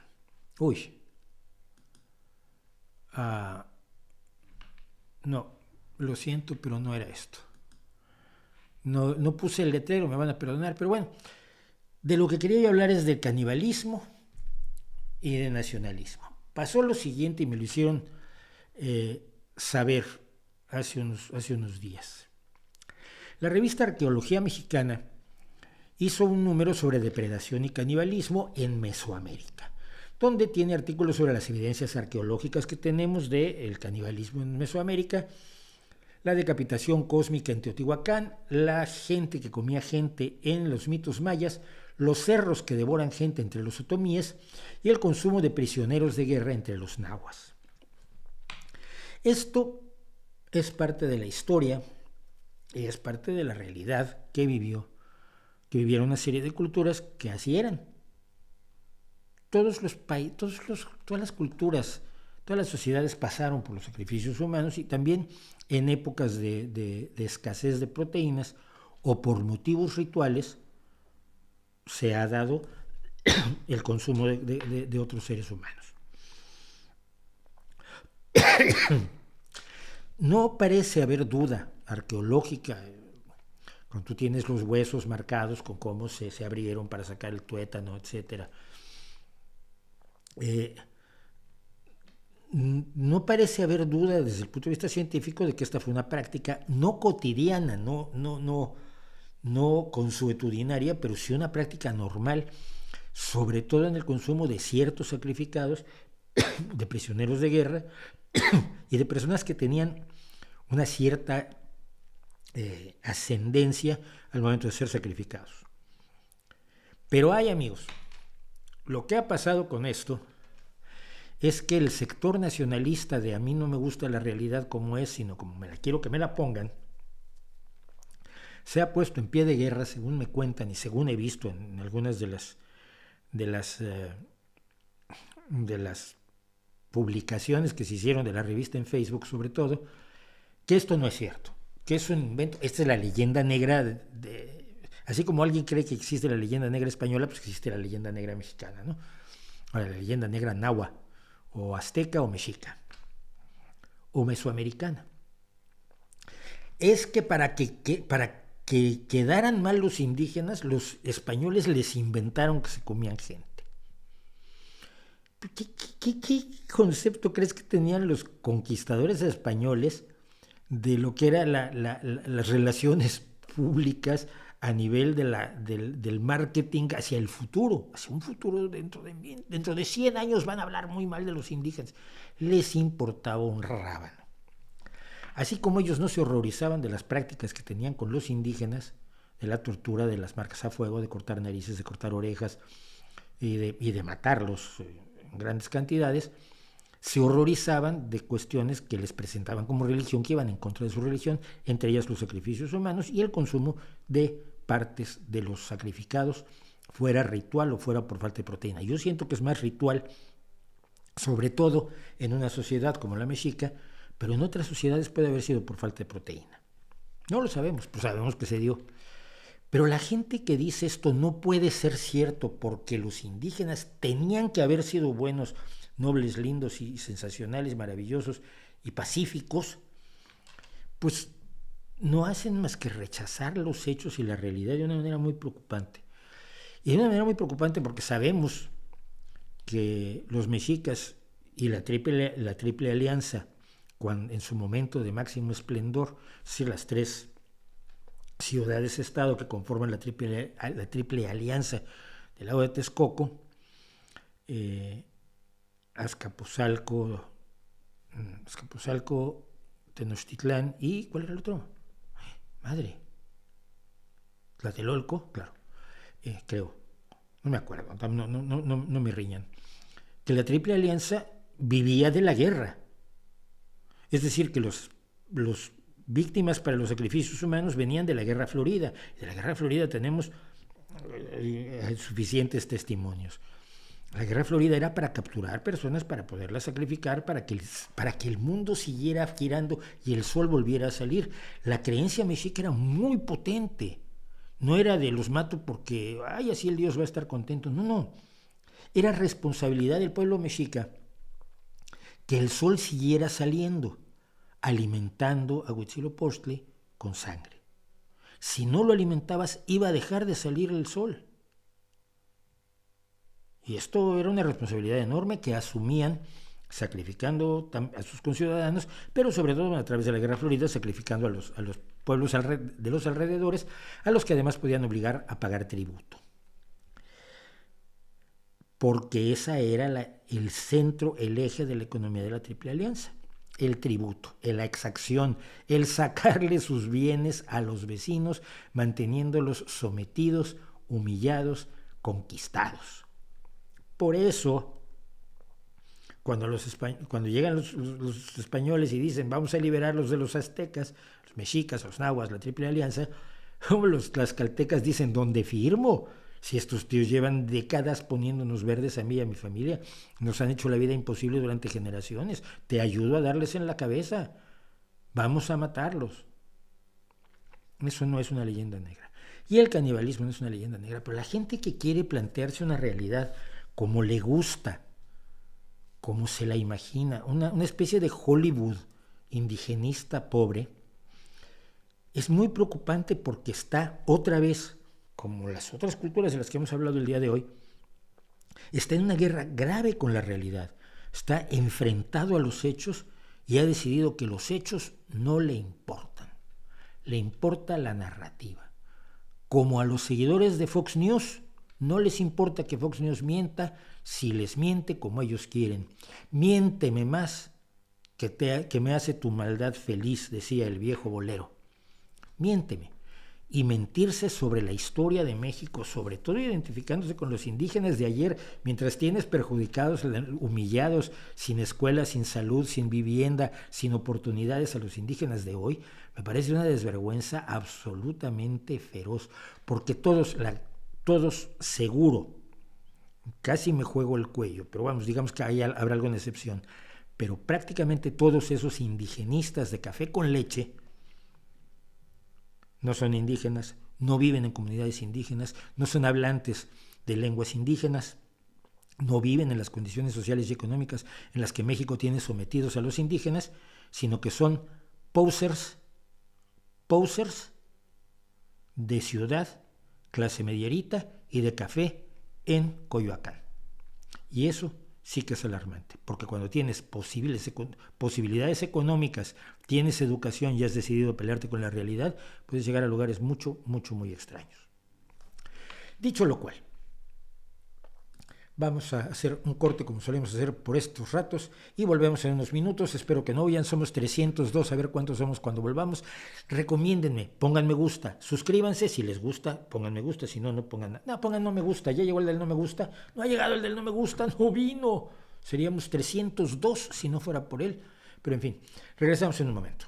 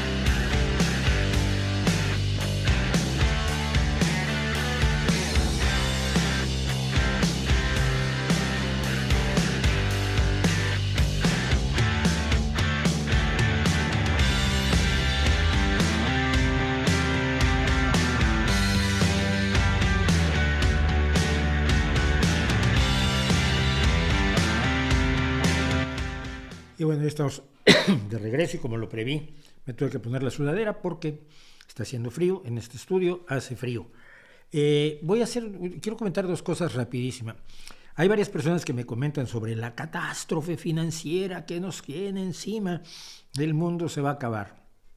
El dólar va a dejar de ser el principal método de intercambio porque lo dice alguien. Vete a saber quién. Les vuelvo a recomendar, quienes sufren estos temores terribles de que, ¿qué va a pasar? Si el dólar deja de ser la moneda dominante, pues será el euro, hombre. No hay otro candidato. No, el yuan todavía no. Pero si el dólar deja de ser la moneda dominante, ¿qué va a pasar? Mira, vaya a buscar dólar como moneda dominante en los editoriales de Paul Krugman. En el New York Times, Paul Krugman es premio Nobel de Economía, cosa que no es ni el youtuber ni el otro criptonazi, y ve lo que dice. Primero que nada, que es difícil que ocurra. ¿Por qué? Porque la mayor parte del comercio mundial hoy se sigue haciendo en dólares.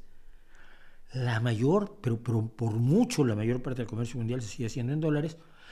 Pero no porque los Estados Unidos sean malvados y lo hacen a propósito, no. Porque la gente confía en esa moneda.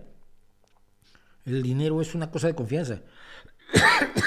Si tú confías que el dinero vale tanto, vas muy bien. Si dejas de confiar en eso, el dinero deja de tener valor y se devalúa. Esto es lo que pasa con la devaluación. Entonces, no hay motivo para que eso pase, pero sobre todo lo más importante de lo que argumenta Paul Krugman es, si el dólar deja de ser dominante, no pasa nada. No pasa absolutamente nada. Estados Unidos ya comercia en euros y en yuanes. Europa comercia en dólares y en yuanes. Y en pesos mexicanos y en pesos argentinos y en dinares y en lo que haya. El hecho de que una moneda sea la más utilizada no significa nada de que allí en eso se apoye la hegemonía de los Estados Unidos. No, la economía. El problema de la gente que hace mucha geopolítica o que cree que hace geopolítica, porque no hace geopolítica, no tiene nada que ver con la geografía del asunto, hace relaciones internacionales, es que no saben de economía.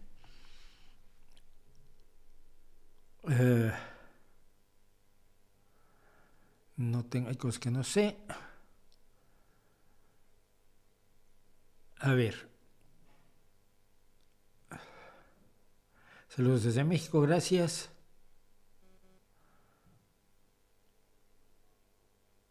Están peleando sobre de dónde salió lo de la leyenda negra. No importa de dónde salió, le importa cómo se usa hoy. Y se usa hoy como una especie de defensa. Mira, yo he leído a gente diciendo que España fue lo más amable y agradable con los indígenas que pueda haberse imaginado nadie nunca, que los tenía a la misma altura que a los españoles, lo cual no es cierto, porque incluso los españoles nacidos en la Nueva España tenían un rango menor que los españoles peninsulares, eran los criollos, y por eso se rebelaron los criollos, porque no tenían las mismas ventajas que los peninsulares. Y de ahí vas tirando para abajo en el sistema de castas virreinal, y en el sistema de castas vas yendo a menos posición social y menos oportunidades, menos posibilidades. Perdón, ya está hablando menos oportunidades ibas teniendo conforme pertenecieras a otras castas. Así que así se usa como una forma de decir, es que el Imperio Español fue buenísimo comparado con los británicos que fueron malísimos. Ya, pero fíjate que es muy curioso, el Imperio Británico no conquistó el norte de Europa, el norte de América, lo hicieron personas que no lo hacían a título del gobierno y lo único que hacían era pagar impuestos, situación muy distinta del tipo de colonización que se llevó a cabo en América Latina. Así que, por favor, dejemos de hablar de cómo es que se originó de tal o cual manera, da igual. Como se usa actualmente es como una justificación del Imperio Español, que es tanto o tan poco justificable como cualquier otro imperio, que en su momento era inevitable, puede ser, pero que no lo podemos defender hoy, como si fuera un asunto al que sería bonito volver, ¿no? censura, joder, qué nombrecito. Así que salude a su querida madre, la cual es fiel seguidora de su canal, se llama Marta. Marta, ay, tienes un nombre de una persona muy cercana a mí, que es mi chica. Así que un gran saludo a Marta, claro que sí. ¿Qué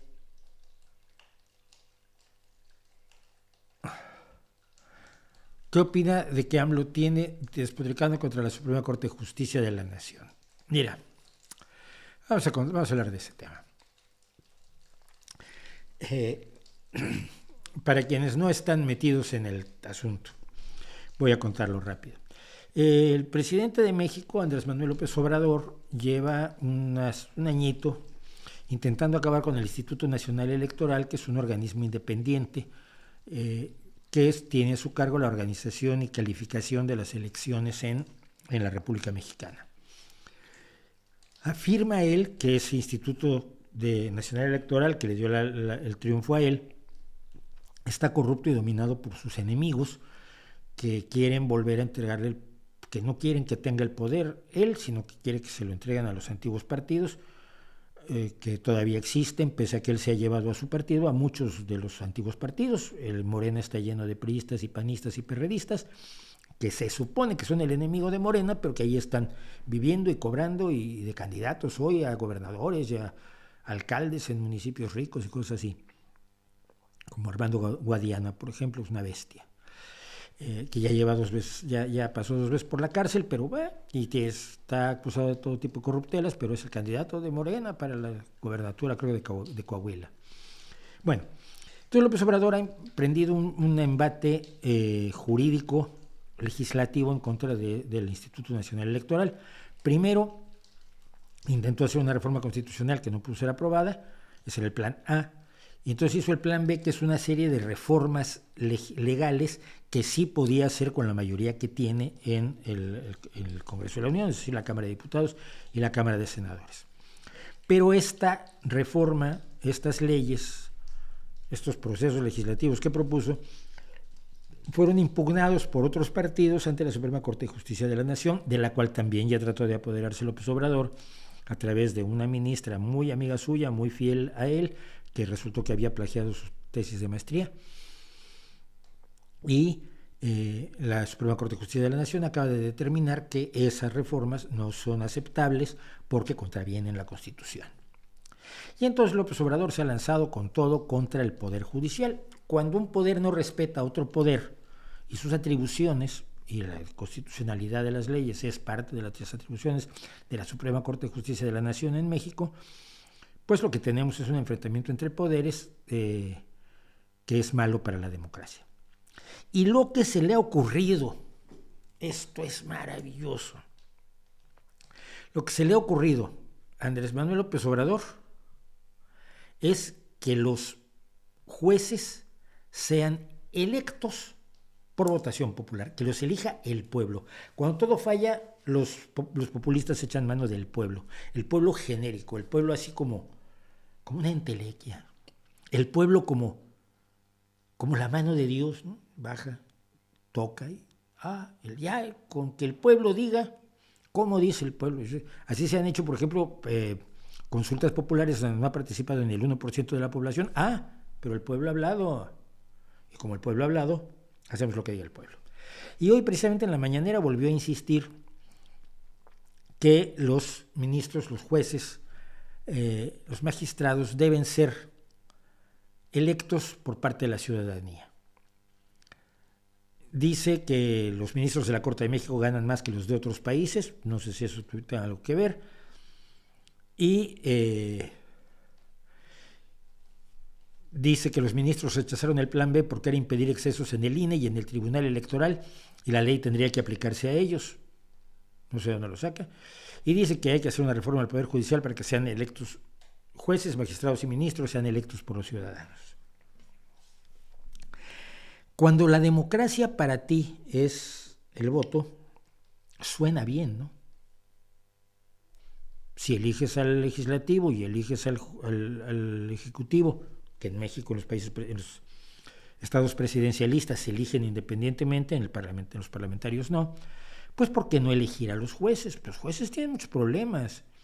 En Estados Unidos hemos visto la terrible corrupción del juez Thomas quien le han financiado unas vacaciones absolutamente de lujo que no se podría pagar, un millonario de la ultraderecha que tiene entre sus monadas una colección de memorabilia nazi. Y a todos a los que van a su casa les enseña, ay, mira, y esto es una pintura de Adolfo Hitler, ay, qué bonito. O sea, el tipo es de ese nivel. Y le ha mantenido décadas al juez Thomas unas vacaciones en yates y en situaciones de un lujo absolutamente oriental, y además le ha pagado la escuela a un hijo del juez Thomas, etcétera, etcétera. Bueno, tenemos un caso de corrupción ahí potente, que afortunadamente está abordando Estados Unidos. Teníamos un problema de que hay jueces de derecha en España que a veces retuercen un tanto la ley para atender a sus visiones políticas, y eso está muy mal y hay que abordarlo. Y tenemos la situación en México que, según el presidente, esto ya es más dudoso, pues están trabajando en contra de él, y todo lo que sea en contra de él, por supuesto, no es la legítima oposición que se da dentro de un sistema democrático pluralista, porque la única democracia que puede aceptar López Obrador es la absoluta unanimidad alrededor de las opiniones y ocurrencias que tiene Andrés Manuel López Obrador, y el único pluralismo que admite es que algunos de sus seguidores que lo aplauden usen corbata y otros no la usen, lo cual le parece el sumum del pluralismo a nivel de México. Bien. El problema es que los jueces no son políticos. El problema es que un juez, y un juez de una Suprema Corte sobre todo, pero también un juez de un tribunal de alto nivel,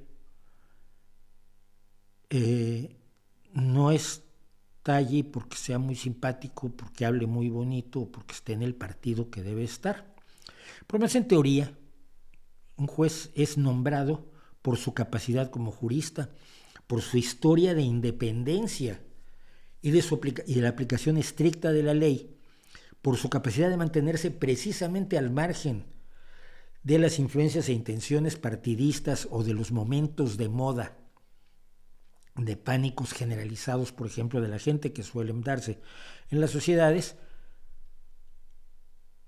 Y esto permite tener alguna garantía de que en el ejercicio de su posición como magistrados de alto nivel van a mantener su independencia judicial, van a mantener la aplicación estricta de la ley y van a estar al margen de las cuestiones inmediatas.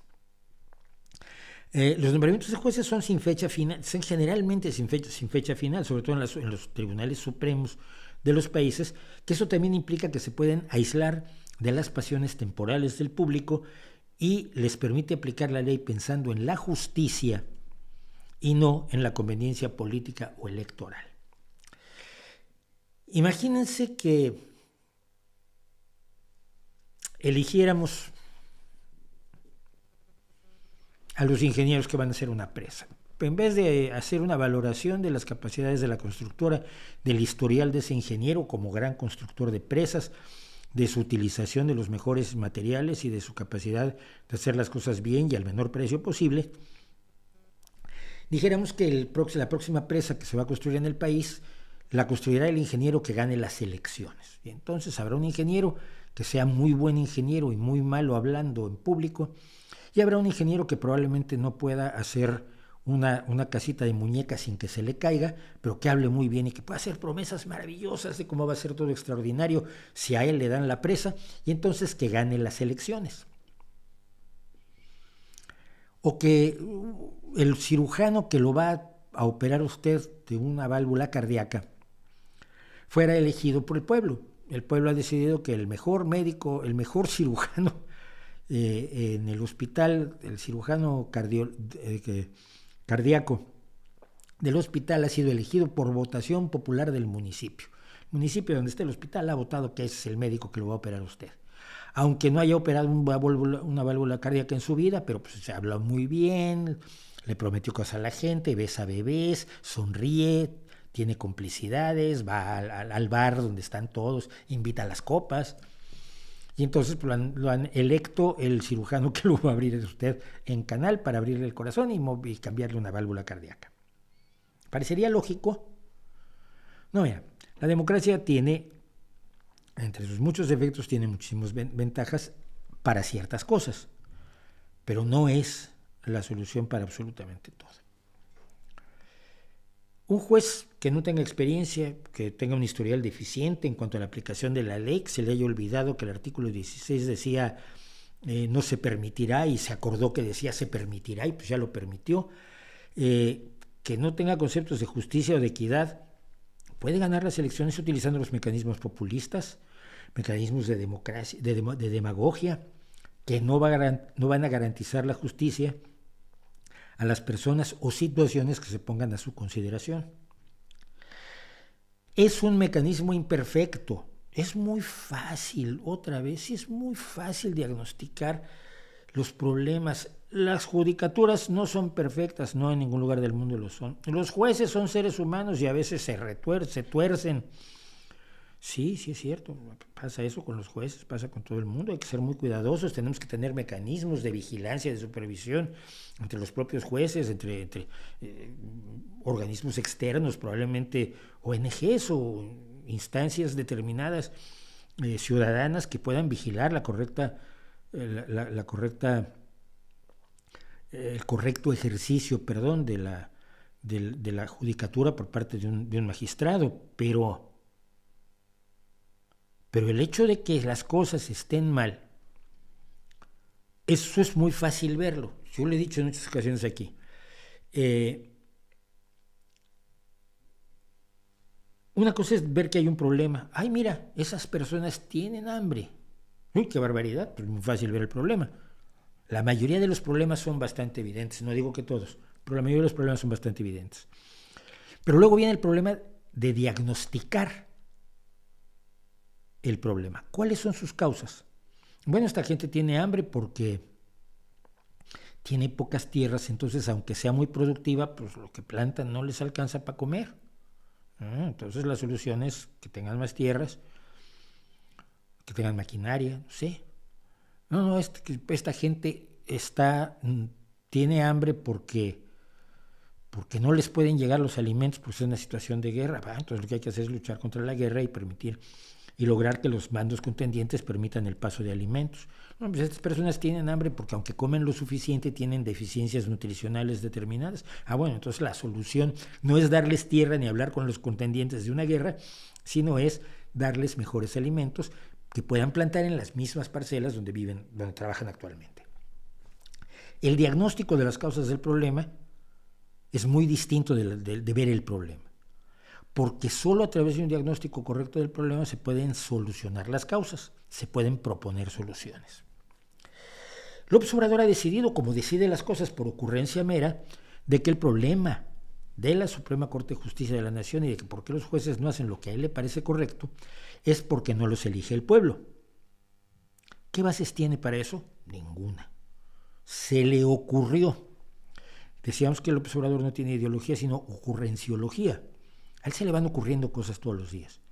Entonces, bueno, quizás hace falta, si vemos cuáles son los problemas de cada judicatura, vemos cuáles serían las mejores soluciones. ¿Por qué puede corromperse el juez Thomas? Hay que ver por qué, cómo se dio esto, cómo fue que él pudo no informar, como era su obligación, de todos los regalos y bienes que recibía de parte de este millonario neonazi. ¿Cómo se ha llegado a que en la judicatura española a veces jueces de derecha retuerzan un poco la ley o mucho la ley en favor de ciertas cuestiones que deberían ser tratadas con mayor independencia judicial? Van a ser causas distintas y las soluciones van a ser distintas. El problema en México, por supuesto, es que no hay un problema. La Suprema Corte de Justicia de la Nación está actuando con la independencia que le corresponde como uno de los tres poderes de la Federación. Que a López Obrador no le guste, no es un problema de la Suprema Corte de Justicia de la Nación. Que él perciba que hay un problema y lo diagnostique como aquí lo que falta es que elijan a los jueces, es un invento absolutamente sacado de la manga que no tiene ninguna base histórica, porque en todos los países se ha debatido, o si no en todos los países, en muchísimos países, se ha debatido una y otra vez el tema de la elección de los jueces y se ha llegado a la conclusión de que no es el mejor camino para tener una aplicación equitativa, firme, clara e independiente de las leyes para lograr la mayor cantidad de justicia posible en una sociedad, que es para lo que están los juzgados.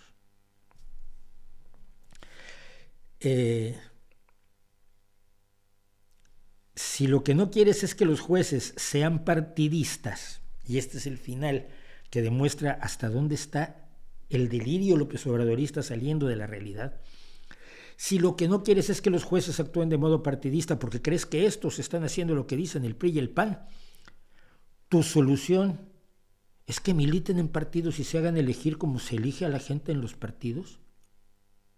Un poco contradictorio, ¿no? Si crees que unos señores que están jugando fútbol, crees que están jugando fútbol y crees que no deberían estar jugando fútbol, y tu solución es contratarlos como jugadores de un equipo de fútbol, tú eres tonto. O no piensas en lo que dices, que es generalmente lo que le pasa al observador. Dice lo que se le ocurre, luego lo piensa y lo trata de justificar, y para eso tiene, además, a los que son sus asesores, a los moneros y a los experiodistas o falsos periodistas, y a los que le dicen, sí, señor, pero mire, hagámoslo así, y que son los que están llevando a cabo algunas de las decisiones reales, de las pocas que se toman en México. Mi opinión, finalmente, es que no podemos elegir a los jueces, y no porque lo diga yo, que qué sé yo, sino porque me he puesto a revisar qué se dice y qué se ha dicho a lo largo de la historia sobre el tema de los jueces. Y créanme, habiendo cosas peores, elegir a los jueces no es de las mejores. Bueno.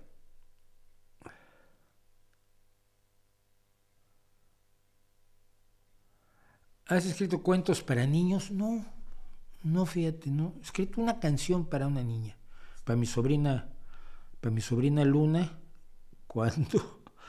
cuando nació, que Luna ya tiene como 22 años, qué barbaridad.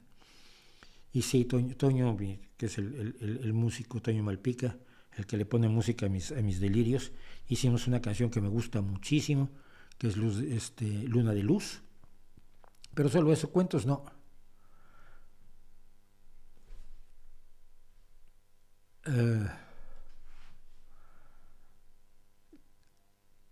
Que me dicen, bueno, la Unión Europea es lo más, en Sudamérica la Unión Europea es lo más de izquierda según la derecha. No sé, no, yo creo que hay muchas cuestiones de la Unión Europea que son claramente de derecha. Bueno, pues hay una presidenta que es democristiana. El problema es que la democracia cristiana es más progresista que la democracia cristiana española, que es el PP, ¿no? Y que se está moviendo. Harari, ¿no te parece un charlatán peligroso? Sí, pero estoy leyendo críticas a Harari para poderlo hacer de una manera más. Pero le llaman un promotor de pseudociencia tóxica, y esto lo dice un científico bastante serio, por lo cual me preocupo. ¿Opinarás del nuevo tema de The Warning que sale mañana? No. ¿Para qué si opino ahora? Ya lo oí. De hecho, lo oí en varios conciertos que han dado desde el día que lo lanzaron por primera vez en México. Están de gira por Estados Unidos ahora y han presentado More en varias ocasiones. Con More me pasó como con muchas de las otras canciones de The Warning que me ha pasado, y probablemente me va a seguir pasando porque solo la he oído 3 o 4 veces. La primera vez que la oyes dices, está bien. La oyes la segunda vez y dices, pero eso es interesante, no, espera. ¿Qué dice allí? A ver, espera, deja buscar la letra. No, todavía no la tienen. Bueno, al día siguiente ya apareció la letra. Mira, ya. Está bien. Esta canción de amor, quizás con un giro distinto, pero bueno, es una canción de amor, no está de amor y desamor, que les gusta más de lo del desamor, por supuesto, a The Warning, si no serían tan dark como son, pero está bien. Y el trocito ahí de que no es ni hip hop ni rap, es un recitativo normal y corriente, está interesante, y Dani lo está manejando con potencia, muy bien. Aquí la línea de bajo no está mal, espera, que no me había fijado en el bajo porque estaba fijando yo en otra cosa, ¿no? Pero claro, cuando el bajo se queda solo con Dani y con la batería, suena bien. Y total que así al paso de los días pues me va gustando más. No creo que sea de las canciones que más me guste de The Warning, pero las canciones que me gustan más de The Warning son Revenant y Black Holes, o sea que son las sui generis dentro de del trabajo de la banda. Pero me parece una excelente canción y un buen aviso de lo que ya tenía que venir, que eran música nueva, ¿no? Llevan año y medio trabajando con la música que tenían cuando las entrevisté yo en octubre del 22, madre mía. En octubre del 21. En octubre del 21 las entrevisté y queríamos volver a hacer la entrevista, pero no se ha podido, no puedo ponerme en contacto con su gente. Queríamos hacer una entrevista un año después de las giras que tuvieron. Pero la canción está bien y quiero esperar lo que sigue después de More. Me sigue pareciendo una de las mejores bandas que hay en este momento. ¿Qué les puedo decir? No voy a decir nada nuevo. Cada día me gustan más. Y se me quedan las líneas de bajo. Y he estado viendo reacciones de roadies. De roadies de George Harrison, de roadies de Black Sabbath, que otro roadie que tiene su canal de YouTube los invita para ponerles por primera vez una pieza de The Warning. Y los ves alucinar. Son tipos que han estado de gira con los grandes actos de rock del mundo. El de Black Sabbath decía, mira, yo soy de esos que dicen, ya no se hace música como en mis tiempos, soy un vejestorio. Pero esto me da esperanza. Y es lo que nos ha pasado a los viejos rockeros. The Warning nos da esperanza. Pero luego cuando ves la primera fila de los conciertos de The Warning, pues sigue siendo señores de 60, 50, 40 años y niños de 16, 18 y 20 años. Y eso está bien. La canción está muy bien. No puedo decir más. Ya son las 9, qué barbaridad. ¿Cree que la fiebre del posmo ya haya pasado? Ni de lejos. Ni de lejos, al contrario, estamos peleando grandes batallas.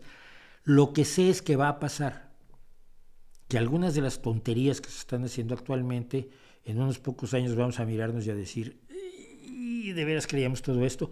Como pasó con el pánico satánico, como pasó con la idea de que el rock convertía a los niños en asesinos, como pasó con el odio a la homosexualidad, como pasó con todas las cosas que han pasado a lo largo de la historia. Pero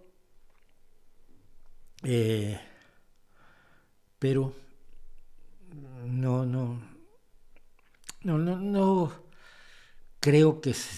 creo que hay muchos años por los cuales pelear todavía para llegar a que la gente reaccione y diga, a ver, estamos creyendo estupideces, como en el caso del rechazo a la biología, del rechazo a la realidad, de la negación de los hechos científicos.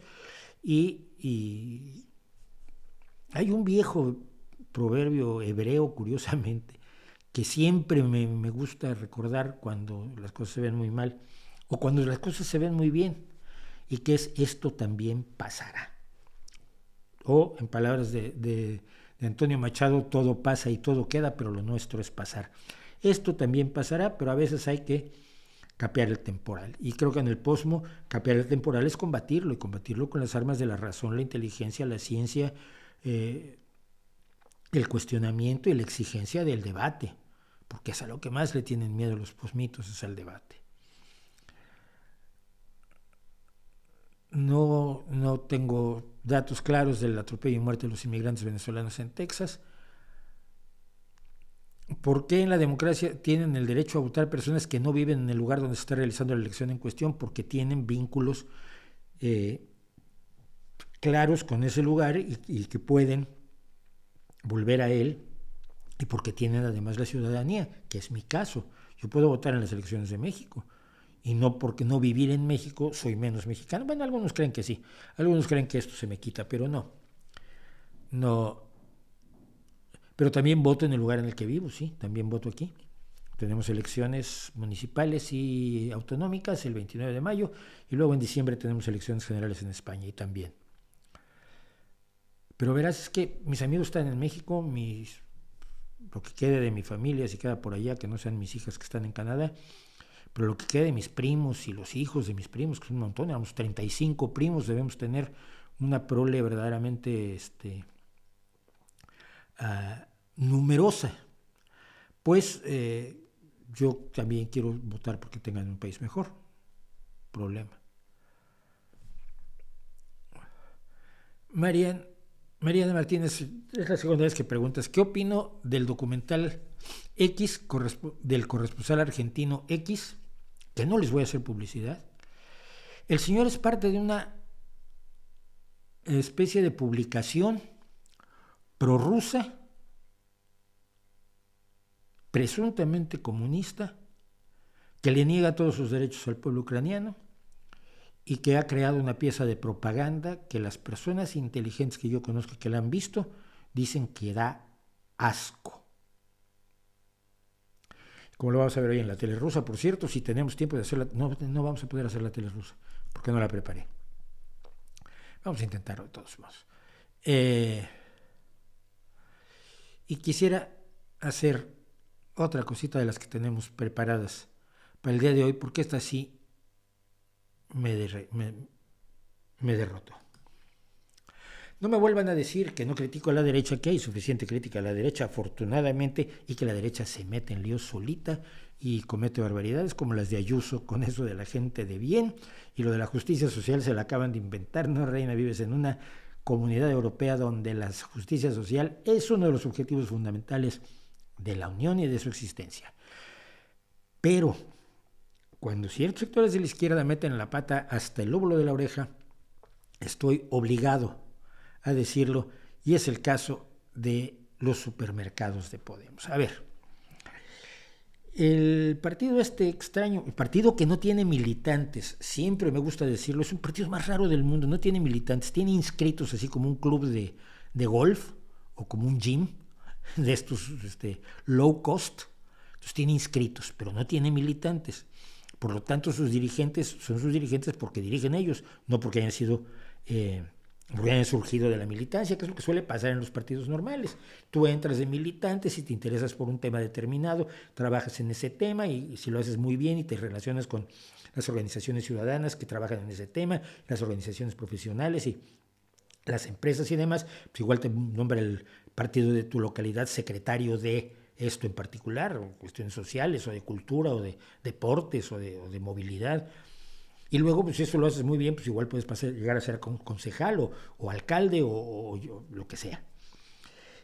Así funcionan las cosas en los partidos, por lo menos aquí en España. Pero no en Podemos. En Podemos tú eres dirigente porque te han señalado. El que inventó el partido, que es Pablo Iglesias, te señala, tú eres el dirigente, yo soy, qué bueno. Pero no hay militantes. Y este partido ha propuesto hacer un supermercado para competir con los supermercados españoles. Hace un tiempo que Pablo Iglesias ha decidido que, sobre todo en un supermercado español muy relevante, que tiene el 25% del mercado, ciertamente, Mercadona es su enemigo. Y ya sabes que el populismo tiene que crear enemigos para polarizar la opinión pública cuando no puede enfrentar otros problemas. Y este señor puede enfrentar pocos problemas porque él siempre dijo que arreglaría todo cuando gobernara. Cuando llegó a gobernar como vicepresidente de gobierno se dio cuenta que las cosas no eran como él creía y hizo lo que puede hacer, lo que hace racionalmente cualquier persona que ha sido electo para representar a las personas que le votaron durante 4 años. Y es a los 2 años salir corriendo, dejar tirada la vicepresidencia de gobierno e irse a hacer un podcast. Bueno, pero este partido, digo, que ha decidido que su máximo enemigo es el dueño de Mercadona, pues ha propuesto un supermercado público, una serie de supermercados públicos para lograr cosas maravillosas. Crear 50,000 puestos de trabajo, vender más baratos que los supermercados y conseguir que se les pague mejor a los productores. Esto es como magia. Y vamos a ver por qué. Por supuesto, se parten de algo que es absolutamente cierto. La intervención pública en los mercados es buena para una ciudadanía. Sí, por supuesto. Si no, los mercados abusan. Pero no toda intervención es correcta. Ya viste el problema, ves que hay un problema, están aumentando los precios, estamos sometidos a un proceso inflacionario en este momento. Perfecto, ya has detectado el problema. Y ahora, ¿cuál es tu diagnóstico? Que necesitamos un supermercado público. Vamos a ver por qué no. Y voy a decir por qué hago este ejercicio que va a ser un poco largo. La derecha económica rápidamente saltó diciendo que esta idea de los supermercados públicos será una cosa comunista. No lo es, pero cuando le pones el nombre comunista a algo ya asustas a un grupo de personas a los que estas personas están interesadas en asustarlos. Lo que no han hablado es de la viabilidad del asunto. Entonces, yo hice algunas pequeñas investigaciones al respecto. Mira, El caso de Mercadona, que es un monstruo que tiene el 25% y yo le compro. Ahora los precios han subido tanto que le estoy comprando a otro supermercado, afortunadamente.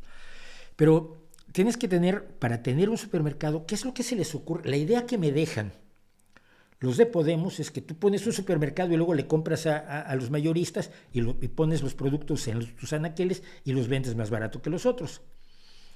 Lo cual no funciona así. Ese es el pequeño problema. Porque para poder vender barato necesitas tener lo que se llaman economías de escala. Economías de escala quiere decir trabajar con grandes cantidades de productos y controlar la cadena de suministros. Porque si le pagas beneficios a cada miembro de la cadena de suministros, pues no puedes vender más barato. ¿Por qué puede vender barato Mercadona? Que vendía, por lo menos hasta hace poco, más barato que todos los demás. Bueno, porque tiene un sistema de compras. Tiene gente que compra, que trata directamente con los productores de todos los productos, aparte de que trabaja con multitud de empresas para hacer sus productos de marca blanca. Tiene almacenamiento primario, donde llevas lo que acabas de comprar. Punto 1. 2. Tiene transportes. Solo en megatrailers tiene 42. Pero aparte tiene bitrailers, trailers refrigerados, porque bueno, si compras pescado no lo puedes llevar al sol. Furgonetas, etcétera, para repartos pequeños, etcétera. Tiene centros de logística gigantescos donde se almacenan todos esos productos y hay una organización para que esos productos que llegan de los productores se organicen y salgan a los supermercados, de los cuales Mercadona tiene 777.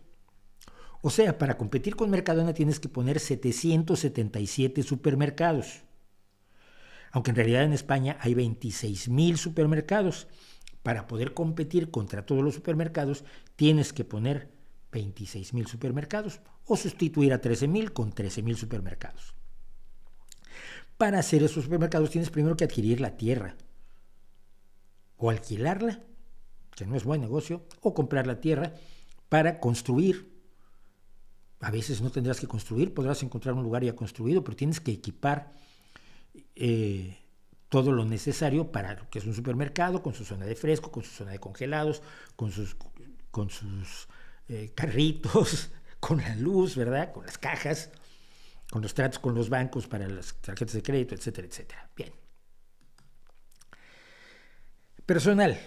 El personal de Mercadona es de 102,871 personas. Si Pablo Echenique dice que va a crear 50,000 empleos, van a ser la mitad de los que tiene Mercadona, pero si vas en contra de todos los supermercados, pues que son 232,000 empleados de supermercados los que hay en este momento en España.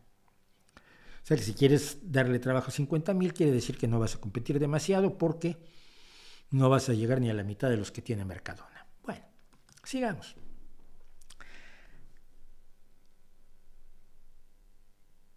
El súper de Podemos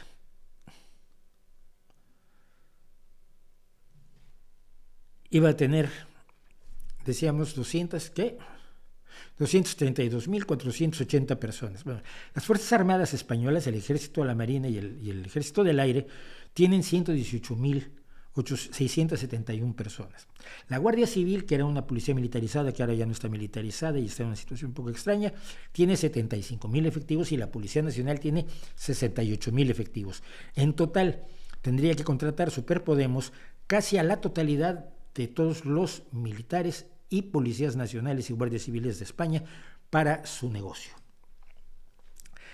Trabajadores, pues es que los trabajadores del Estado español, no de las comunidades y de los municipios y demás, del Poder Central, del Ejecutivo español, son 513,721.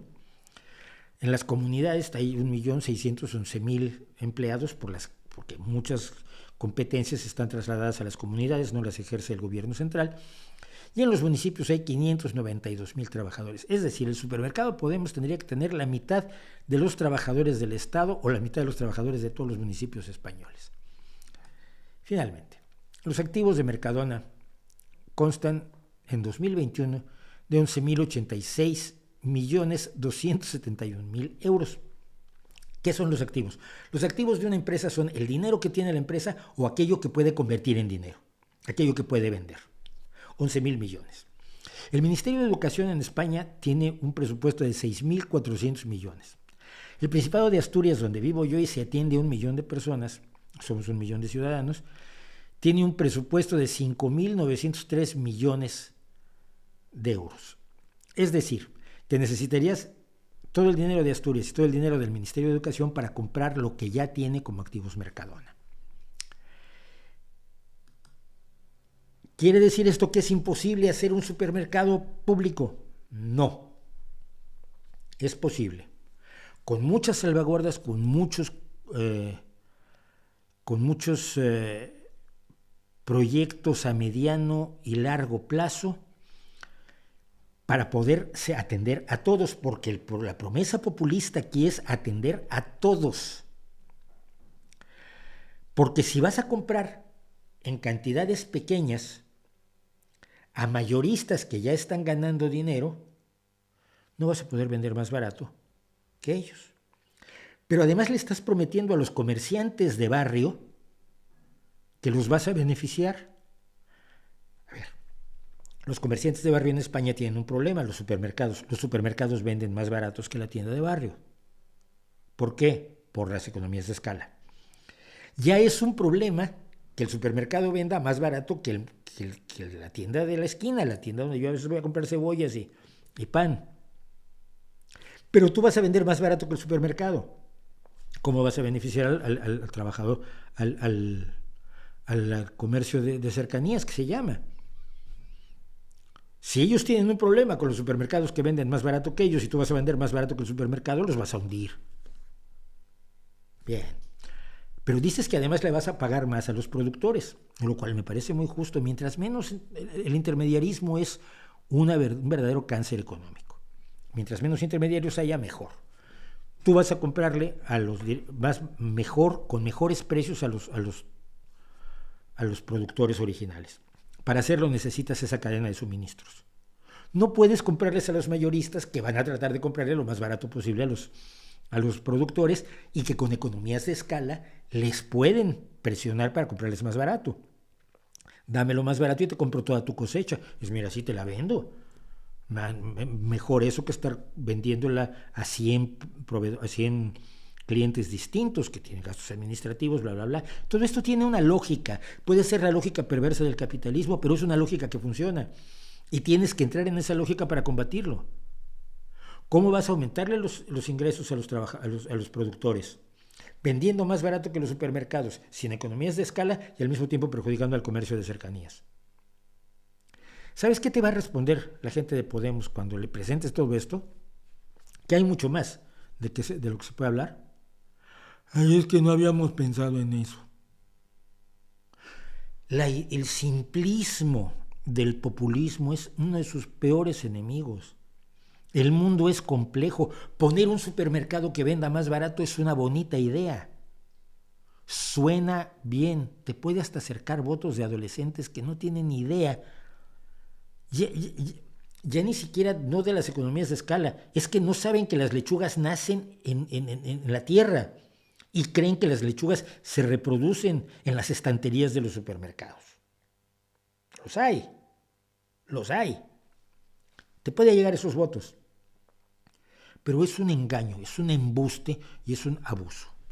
Y esto, como parte del engaño, del mal uso que puede hacerse de la democracia, me parece fundamental subrayarlo.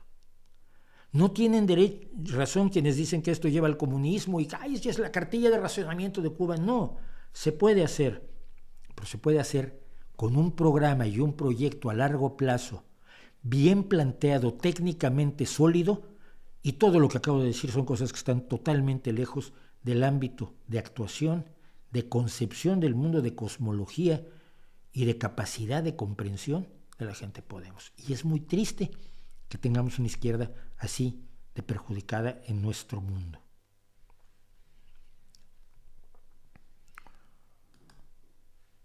Bueno. Dice, ¿qué piensas del discurso de que el agua dulce del planeta se va a acabar? No se acaba. Es un recurso renovable. De nada. es otra vez esto se va a acabar. No, no se acaba. Y si se acaba lo sustituimos con otra cosa. Pero el agua en concreto no se acaba. Puede escasear en ciertas zonas, hay que cuidar los mantos freáticos y las fuentes de agua en ciertas zonas, pero el agua dulce en el mundo no se va a acabar. Es tan fuera de la realidad decirlo.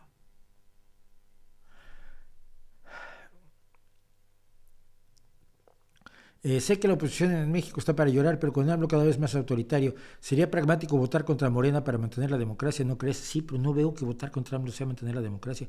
No lo sé. Ahí sí me faltan quizás matices de qué está haciendo el PRI, el PAN y el PRD, pero hasta ahora parecen de ser la misma gata, nomás que revolcada, ¿no? Tienen los mismos arcos reflejos que los convirtieron en una lacra para el país. Yo no lo sé y no quiero ni siquiera pelearlo, ¿no?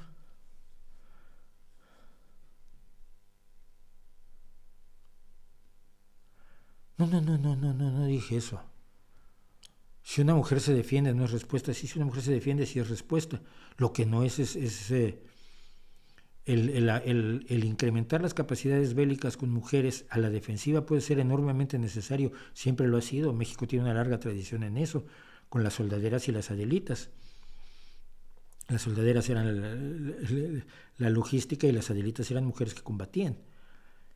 No, yo no he dicho que las mujeres no se deban defender.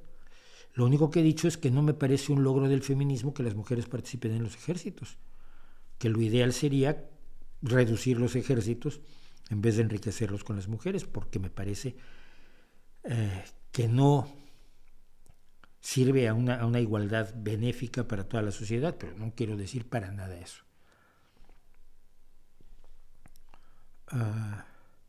¿Cómo te defiendes de un violento? Con violencia, si no hay de otra, por supuesto. Por eso estuve a favor de Vietnam, por eso estuve a favor de todos los países que se han defendido de agresiones externas y por eso estoy con Ucrania. ¿Qué pasa? No es rarísimo. ¿La violencia es parte de nosotros? No. Parte tuya. Si tú te consideras un sujeto violento, allá tú. Yo no. No la ejerzo. Nunca la he ejercido, nunca he matado a nadie. Toda la gente violenta cree que todos son violentos, es muy curioso. ¿Qué opinas de Pita Amor? Es muy curioso, la conocí cuando ya era una mujer muy mayor, estaba pues un poco, digamos que sus relaciones diplomáticas con la realidad pasaban por momentos de tensión bastante dura. Le pegaba a la gente con el bolso en la zona rosa en México hace muchos años. Tiene en su juventud una serie de buenos poemas que generaron una leyenda que luego ella trató de vivir y creo que no lo consiguió, y tuvo una vida además lo más tormentosa que imaginarse pueda, pero yo mi imagen, y luego cuando leía su poesía me costaba trabajo disociarla de aquella mujer con el pelo pintado de rojo que recorría las calles de la zona rosa y le golpeaba a la gente que decía que le lanzaba piropos, cuando pues, ya no se le lanzaban. Todavía era una época en la que se les lanzaban piropos, pero creo que a ella no, salvo que alguien la haya reconocido como la antigua poetisa. Tiene buena poesía, eso sí.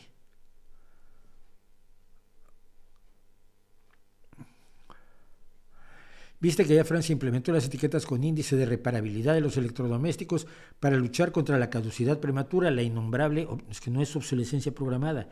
La caducidad prematura no es lo mismo que la obsolescencia programada. La obsolescencia programada es volver inútil a propósito algo que podría durar más tiempo. La reparabilidad es la capacidad de reparar algo que se avería naturalmente como parte del uso y gasto de un producto, pero que siendo reparado puede seguir siendo útil. La obsolescencia programada es un truco de las empresas productoras que está prohibido y que solo se trató de llevar a cabo con cierta eficacia una vez en el cártel Phoebus. El índice de reparabilidad sirve para que la gente sepa que no tiene por qué tirar aquello que se ha averiado, pero la decisión es nuestra. Cuando a mí se me avería una nevera, yo puedo, un refrigerador, un frigorífico, Yo puedo llamar al técnico y pagar la reparación, o puedo decidir que la reparación me sale muy cara y que mejor me compro otra nevera.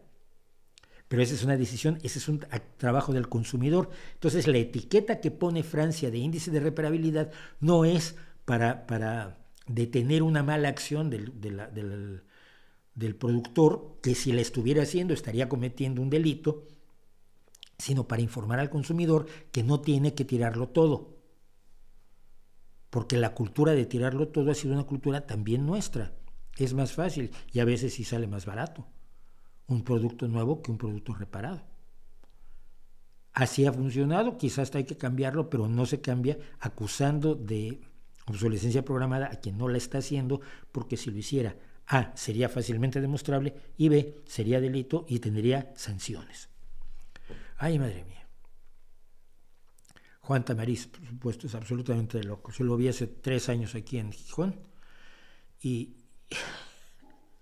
no lo crees, no lo crees, no lo crees. Juan Tamariz está reconocido como el máximo mago de cartas del mundo. Te lo reconocen Penn and Teller, te lo reconoce David Copperfield, te lo reconoce todo el mundo. Como Juan Tamariz no hay nadie. Y todos los alumnos de Juan Tamariz son impresionantes. Yo acabo de ver uno, ahora no me acuerdo de su nombre, pero han pasado 4 o 5 por el Fulos de Penn and Teller, que dice Penn ya, si me dices que vienes a hacer un truco de cartas y eres español, pues ya te doy el trofeo sin ver el truco. Pero lo que vi el otro día con este tipo era impresionante, de verdad, con cartas normales y corrientes. O por lo menos eso parecía. Pero han pasado 3 o 4 grandes magos de cartas españoles. Siempre dicen Penn and Teller que, claro, Juan Tamariz es otro mundo manejando las cartas. Es el hombre, además, que más sabe de cartas en el mundo.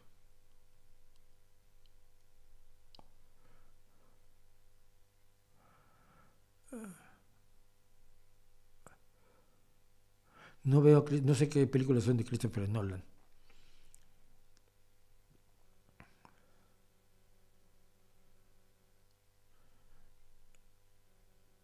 ¿Ha visto Cinema Paradiso? Sí, es una gran película, sí la vi hace muchísimos años. Ciudadano Kane es una gran película también, pero por ejemplo, de clásicos, yo soy muy de Kurosawa. Ran me parece un peliculón. Ran es una de las películas que más me gusta, Kagemusha es otra, y Los Sueños. Pero en Los Sueños también es, primero porque el primer cuento, el primer sueño, es muy potente en términos de la revaloración de la Segunda Guerra Mundial desde el punto de vista japonés, y luego porque tiene a Van Gogh. Mariana Martínez, si vuelves a preguntar, te voy a bloquear.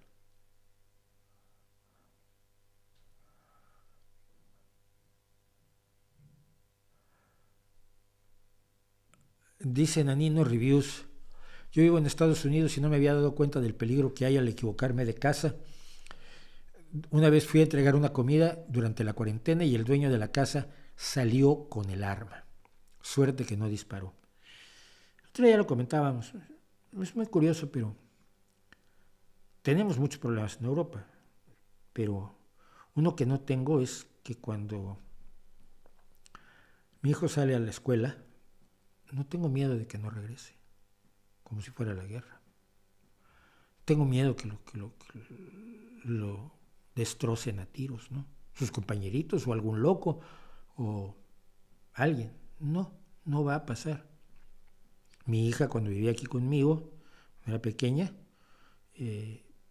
podía llegar a las 5 de la mañana y yo no tenía miedo de que le pasaran demasiadas cosas. Bueno, una chica con la cabeza bien amueblada, pero pues sobre todo eso, que vas a la escuela y no, los padres estadounidenses están temiendo que alguien mate a sus hijos cualquier día cuando van a la escuela. Debe ser lo más terrible imaginable, ¿no? Y lo más terrible porque enterrar a los hijos es lo más antinatural que hay. Lo natural es que los hijos entierren a los padres. Enterrar a un hijo me parece de lo más brutal que puede sufrir una persona, ¿no?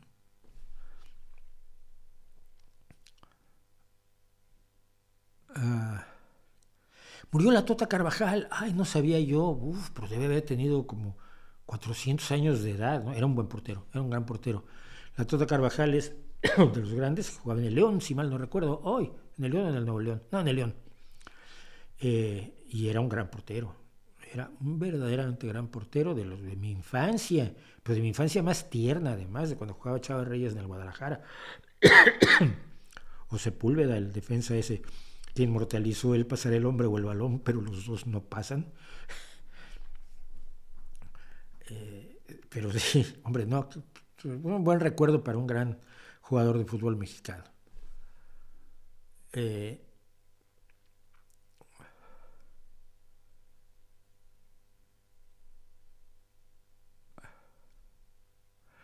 en Perú, es que los incas quieren negar que eran tiranos y que hacían sacrificios humanos. Sí, pero ¿qué ganas tú peleando qué gana esta gente peleando las peleas del pasado, las batallas del pasado?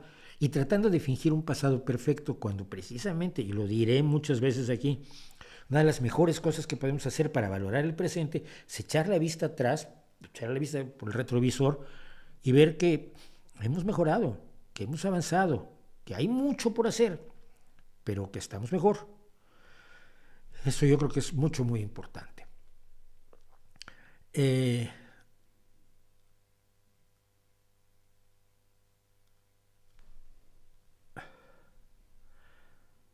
Vamos a intentar esto. Lo que digo es que me van a tener. Haría un fragmento del grabador Posadas, sí es buena idea. Buena idea, José Guadalupe Posadas.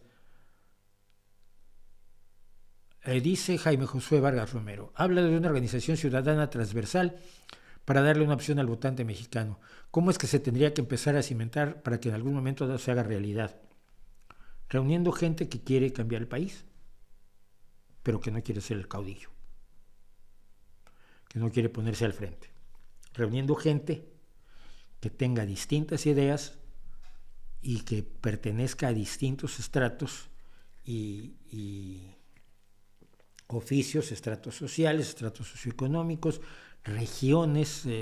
Las regiones en México son, como en todos lados, en realidad radicalmente diferentes y necesitas el punto de vista de todos, de distintas edades, hombres, mujeres, homosexuales, lesbianas, gays, transexuales, bisexuales, polisexuales, antisexuales, multisexuales, lo que sea, indígenas, gente de ciudad, gente de campo, y reunirse y buscar soluciones para los problemas más urgentes de México.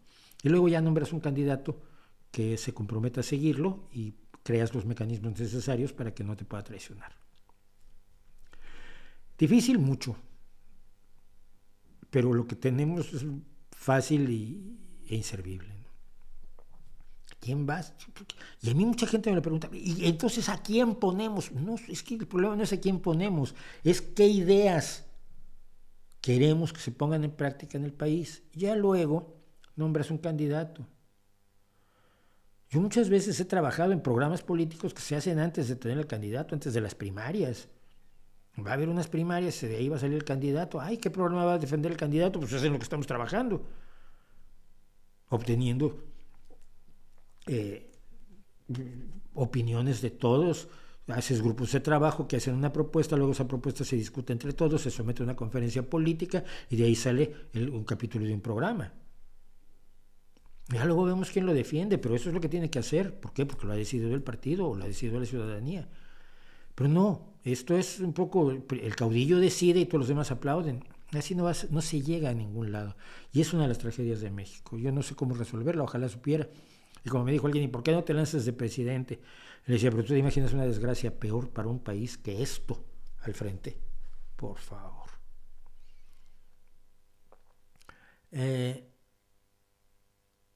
Vídeos sobre el Palmar de Troya puede ser, no lo sé. ¿Por qué repiten las preguntas por tontos? Creen que no las leo. Y creen que si insisten mucho, entonces ya voy a decir, ay sí, bueno, voy a hacerte caso. En vez de bloquearlos, que es lo que voy a hacer con Mariana Martínez, por ejemplo.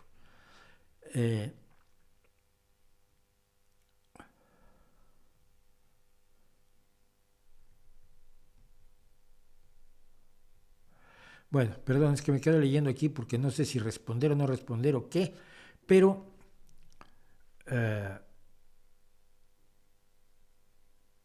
gracias a Luis Arenas por el superchat. Saludos desde Costa Rica, larga vida al canal, sí. Mauricio, ¿hay algún paralelismo en lo que menciona de los supermercados de Podemos con lo que en México se hizo con Conasupo? Aquello, recuerdo, fue pura corrupción. No, no fue pura corrupción. Problema es que en un estado en el que no hay un control ciudadano, que no hay transparencia, que la democracia es una simulación y las acciones sociales se hacen para taparle el ojo al macho y así poderte corromper, pero mientras parece que estás haciendo algo, no es viable. Pero la Compañía Nacional de Subsistencias Populares, que era como se llamaba este proyecto mexicano, tuvo un origen enormemente noble y era adquirir productos subsidiados para que las personas más desprotegidas y más desfavorecidas económicamente en México tuvieran acceso a productos que de otro modo o no podrían comprar o les resultarían demasiado onerosos para la economía familiar. ¿Qué pasó? Que evidentemente se somete a corrupción. Millones de personas compraban la leche todos los días en los establecimientos de Conasupo. La leche Conasupo alimentó a millones de mexicanos y fue muy bueno. El problema es que eso tapaba también mecanismos de corrupción que hacían que el dinero que ponía la federación para subsidiar la leche, una buena parte se desviara a los bolsillos de algunos hijos de puta. Perdón por lo de hijos. Y recordemos que eso no es nada contra las putas. Hubo corrupción, muchísima. Fue utilizado para la manipulación política de las elecciones, como ahora pretende López Obrador, llegar a controlar las elecciones para impedir que vuelva a perder su partido, como ocurrió en las legislativas. Pero Conasupo era uno de los elementos de la manipulación electoral. La tortilla, la leche. Como no podía venderse la leche a todo el mundo a los precios de la Conasupo, se identificaba a las personas más necesitadas y se les daban unas tarjetas. Tú con esa tarjeta comprabas incluso una maquinita. Llevabas tu recipiente y metías tu tarjetita y salía la leche. Era un lechero automático. Pero de pronto un día estabas tú en el barrio y venía te llamaba a una reunión de vecinos o del edificio. Oiga, pues mire, vengo a hablar con ustedes. Miren, si el PRI pierde en este barrio, se quedan sin credenciales para la leche todos. Estás hablando del alimento de tus hijos, de una leche que no vas a poder comprar en el supermercado, porque Conasupo te la daba a precios absolutamente irrisorios. Si el PRI pierde en el barrio, se quedan sin Conasupo, se quedan sin leche. Y háganle como quieran. Y ganaba el PRI. ¿Alteró las actas electorales? No. Sí, claro que hacían alteración de las actas electorales, pero ese no era el caso. Bueno, pero entonces, ¿hicieron que la gente votara con credenciales de otras personas? No, eso me lo hicieron a mí.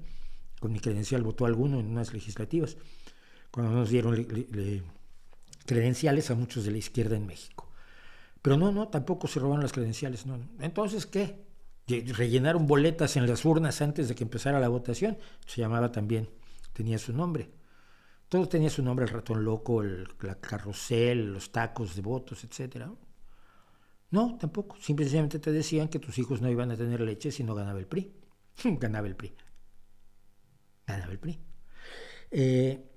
Entonces, este es el problema de una organización tan noble como Conasupo cuando está en manos de una organización que considera que el poder es su patrimonio y no es una obligación para la ciudadanía. En países con mayor transparencia, evidentemente esto puede funcionar.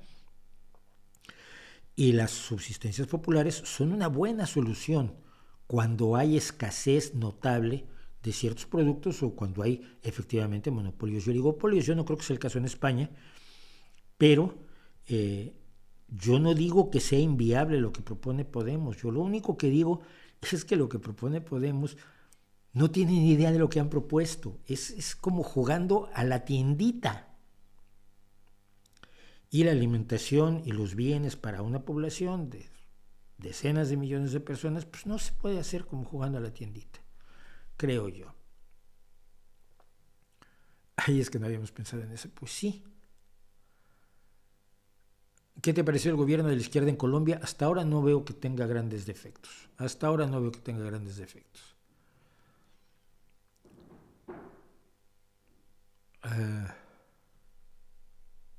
Hay un acontecimiento de leche contaminada. Bueno, ese día fue el fin de la leche de Conazupo. La historia es la siguiente.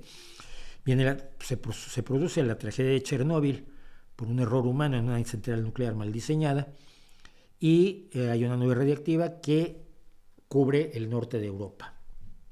Y uno de los afectados fueron pues, los ganaderos irlandeses. Los ganaderos irlandeses cuya leche, la leche de cuyas vacas, tenía niveles de radiactividad muy superiores a los permitidos en los ordenamientos internacionales de cuánta radiactividad puede tener la leche, los plátanos, porque todo es radiactivo, hay que recordar esto. Si tú te pones un medidor de radiactividad, tú eres radiactivo. El chiste es que todo es cuestión de dosis. Y las dosis de la leche irlandesa pues habían salido de lo normal. Y entonces pues resulta que el encargado, el responsable de la Conasupo era el hermano del presidente. El presidente era Salinas de Gortari y su hermano, el que luego se vio involucrado en el asesinato del secretario del PRI y en líos ahí de cadáveres que movieron de fosas y brujas. La bruja pobre a la que metieron a la cárcel, que era la bruja del hermano de Salinas de Gortari, pues él en la Conasupo decidió que él compraba la leche radiactiva irlandesa y la vendía y la distribuía de todos modos, porque el negocio le salía muy bien, porque era baratísima. Entonces, si costaba 50 y él consiguió que la dieran a 20, se metió 30 en el bolsillo. O hasta fue buena persona y se metió 20 y dijo que la había conseguido 10 más barata. Y la leche radiactiva de Irlanda se distribuyó, no sé si se llegó a distribuir, pero sí estuvo en las bodegas de la Conasupo. Leche en polvo, si mal no recuerdo. Fue terrible.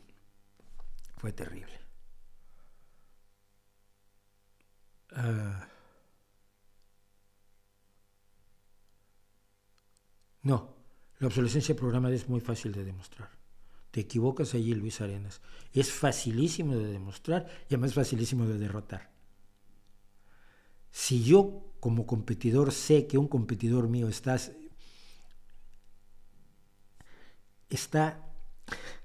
haciendo inservible su producto a propósito, lo hundo. Lo único que tengo que hacer es que mi producto dure más. Que fue como se reventó el cartel Phobos. El cártel de los productores de bombillas, que hacían las bombillas solo iban a durar 1000 horas. Cuando se dieron cuenta otros, hay una cooperativa que sigue existiendo en el Reino Unido, se reunieron para fabricar bombillas, salían más baratas y duraban el triple. Es facilísimo demostrarlo, se nota. Y por supuesto la competencia o los hunde por la vía de la competencia o los denuncia. Si uno de mis competidores está aplicando medidas que disminuyen voluntariamente la vida útil de un producto cuando podría tener una vida útil mayor, yo lo denuncio. No son cajas negras los electrodomésticos y los aparatos. Es perfectamente fácil de demostrar. ¿Qué dice la evidencia con respecto al control estricto de armas de fuego en países desarrollados? Que mi hijo va a la escuela sin miedo a que lo balaceen. En España, para tener un arma, tienes que tener permiso de la policía, tienes que tener un armario especial con llave en tu casa. Si eres cazador o estás en un club de tiro, el arma la tienes que tener desmontada en tu casa. Y cuando te vas de viaje tienes que depositar el arma en la Guardia Civil o en la Policía Nacional, no me acuerdo, porque no puedes dejarla sola en casa, que qué tal que los ladrones se la roben y le disparan a alguien. El control de las armas es enormemente estricto en España y me parece muy bien.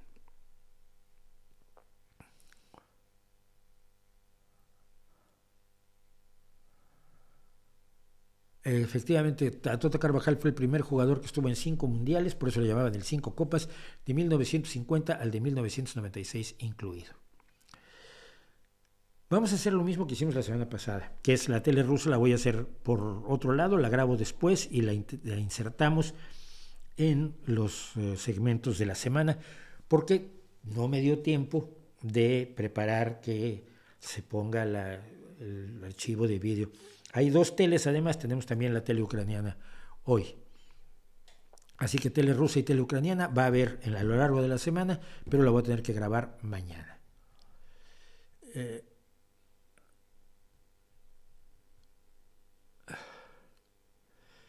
Sí, ya comenté lo de la leche.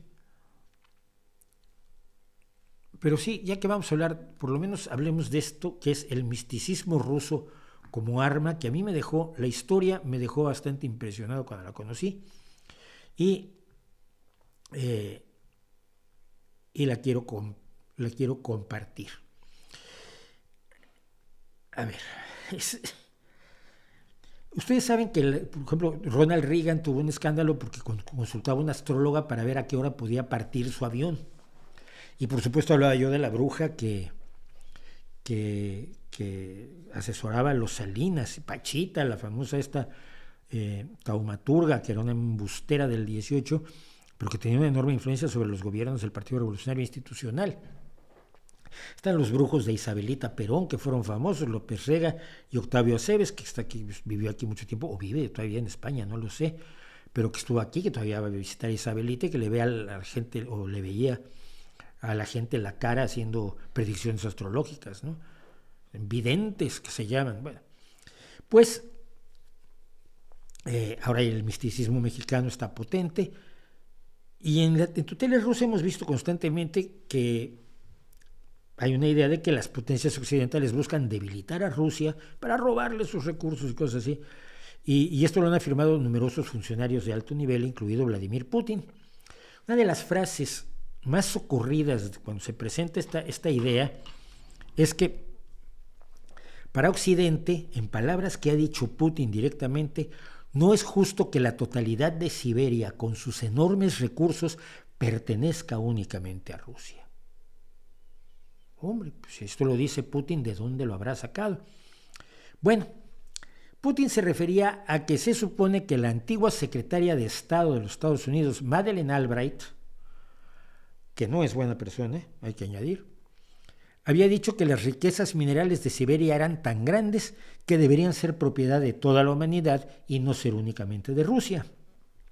Cosa que se podría decir de los recursos naturales de los Estados Unidos, de Canadá, de México, de Argentina, de Brasil, da igual. El problema, el único pequeño problema, o sea, todo está muy bien, además, hombre, la mujer es como exsecretaria de Estado que estuvo involucrada en la guerra de Irak, pues no tiene mucha cola que le pisen, pero este asunto tiene un pequeñísimo problema.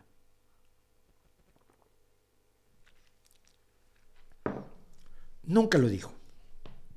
No hay ningún registro de que entre las burradas que dijo Madeleine Albright haya dicho esa. Y cuando se le ha preguntado a ella, ¿usted dijo esto? Ella dice, ni lo dije ni lo pensé. No pienso que se le tengan que repartir los bienes de Rusia al resto de la humanidad. Hombre, pues no es tonta. Si dice eso, pues repartimos también los de los Estados Unidos. Empecemos por allí. La búsqueda del origen de esta idea llevó a una entrevista de diciembre de 2006 con Boris Ratnikov, general retirado del servicio secreto ruso, quien le dijo al diario oficial Rossiyskaya Gazeta que sus colegas de la División de Lectura de la Mente del Servicio Secreto habían leído los pensamientos de la señora Albright en 1999, justo antes de la intervención de los Estados Unidos en la guerra de Kosovo. A ver. La División de Lectura de la Mente del Servicio Secreto. Miren, sabemos que los Estados Unidos gastó mucho dinero en investigaciones para ver si podía utilizar poderes psíquicos para ganar la Guerra Fría. Sabemos que fue dinero tirado a la basura y que no lograron absolutamente nada. Uno de esos es el proyecto MK Ultra, si mal no recuerdo, o el MJ12, no me acuerdo cuál. Creo que era el MK Ultra, claro, el de los hombres que miraban fijamente a las cabras. Mirabas a las cabras a ver si las matabas con la fuerza de tu mente. Y sabemos que la Unión Soviética, a su vez, gastó un dineral y sobre todo un montón de tiempo en experimentos psíquicos con gente como Nina Kuleshkova o Rosa Kulagina, que eran unas embaucadoras tan buenas que le vieron la cara a los generales rusos. y que le sacaron dinero y bienes y latas de guisantes y todas esas cosas que no había en la Unión Soviética, fingiendo que estaban trabajando en favor de la Guerra Fría a través de sus poderes mentales. Sabemos que llegó un momento en que tanto Estados Unidos como la Unión Soviética dijeron: estamos tirando el dinero, estamos perdiendo el tiempo, esto es como pedir que el espionaje nos lo haga la Caperucita Roja. Pero parece que Rusia sigue. El asunto es que, o por lo menos que Rusia sigue creyendo en eso. Resulta que en 1992 este señor Radnikov trabajó en el servicio de la seguridad del presidente en 1992, debe haber sido Yeltsin, como jefe de la seguridad presidencial. Trabajaba en los temas de telepatía, clarividencia, hipnosis, psicología aplicada, suena bien pero no es lo que usted cree, parapsicología, telequinesis, astrología, etc. Y en institutos de investigación estatales y en laboratorios privados, Rogozin realizó experimentos secretos para obtener la percepción extrasensorial entre servicios de la inteligencia, la CIA y la KGB, y en 1994, ya fuera de la Unión Soviética, se convirtió en general, en mayor general, Major General, que es un general de nivel alto, de la FSB de Rusia. La FSB es la heredera de la KGB. La FSB es la KGB con otras siglas, pero es lo mismo. Mientras Rogozin estaba bajo las órdenes de Alexander Korchakov, un antiguo general de la KGB que había sido cabeza del Servicio de Seguridad Presidencial del 93 al 96, estuvo metido en las actividades ocultistas y parapsicológicas y dijo que él era capaz de invocar las almas de los muertos, penetrar el subconsciente de la gente a través de fotografías, y hacía los horóscopos de Boris Yeltsin. Todo esto es de otro mundo, es absolutamente delirante. Bueno, Boris Radnikov reportó que su jefe Rogozin se echaba y entraba en un estado hipnótico y afirmó haber utilizado una fotografía para entrar en la mente de Madeleine Albright y reportó que ella estaba pensando en quitarle a Rusia, Siberia y el Oriente Lejano. Radnikov, de 62 años, dijo que él no había sido parte del experimento de lectura de la mente, pero había trabajado como analista de los datos producidos por sus colegas en el estudio, sus colegas de la división de la lectura de la mente, no lo olvidemos, y dijo que el proceso de lectura de la mente implicaba utilizar una imagen o una fotografía o alguna otra imagen de la persona bajo estudio. Es una especie de vudú complicado. Tú ves la foto de una persona y entonces a través de la foto entras en su subconsciente leyéndole la mente. Al sintonizarse con la imagen, dijo Radnikov, nuestros especialistas podían enterarse de estas cosas. Y lo siguen creyendo. Y Putin lo está diciendo como si fuera un hecho, que le querían quitar Siberia a Rusia. La pregunta de siempre es si Putin seguirá creyendo en esto y seguirá teniendo una división de lectura del pensamiento y le estará utilizando para tratar de ganar la guerra en Ucrania. Ojalá sí, porque entonces le va a ir peor de lo que ya le está yendo y de lo que le va a ir en las próximas semanas. Pero ¿cuántos responsables de la toma de decisiones a nivel internacional y a nivel mundial utilizan este tipo de sistemas creyendo que igual puede ser que tal vez que sí, que no tengan alguna utilidad? No lo sabemos con certeza porque hay que ser escépticos y dudar muchísimo que igual existen los orcos y la bella durmiente, ¿no?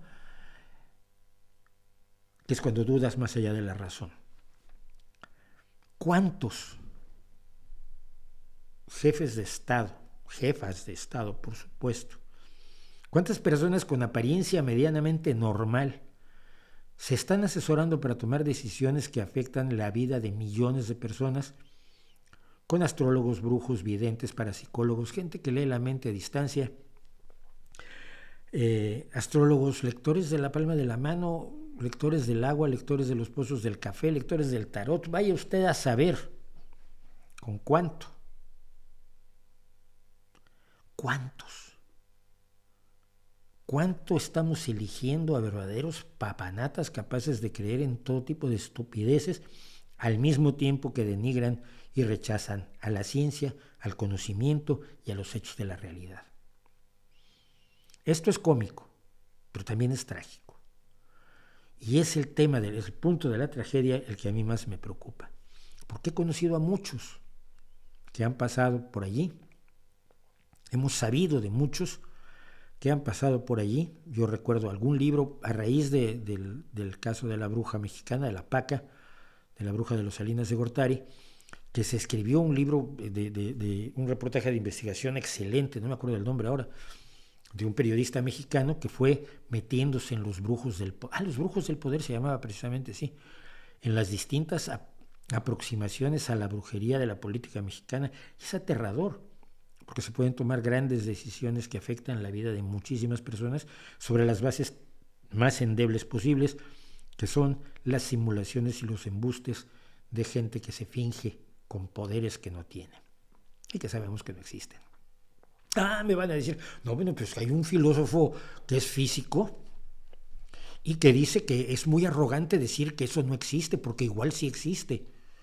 Bueno, si existe, que lo demuestre. Me demuestre a Dios, a la Caperucita Roja, a los orcos y la lectura de la mente. Mientras no lo pueda demostrar, creo que lo razonable es no perder el tiempo con eso. Pero ¿cuántos de nuestros líderes políticos estarán ahora haciéndole caso a su división de lectura de la mente? Y con eso y poco más, yo me voy. Mira, se han filtrado vídeos de promotores de Morena que van a comunidades de bajos recursos diciendo que si no gana Morena perderán sus apoyos económicos.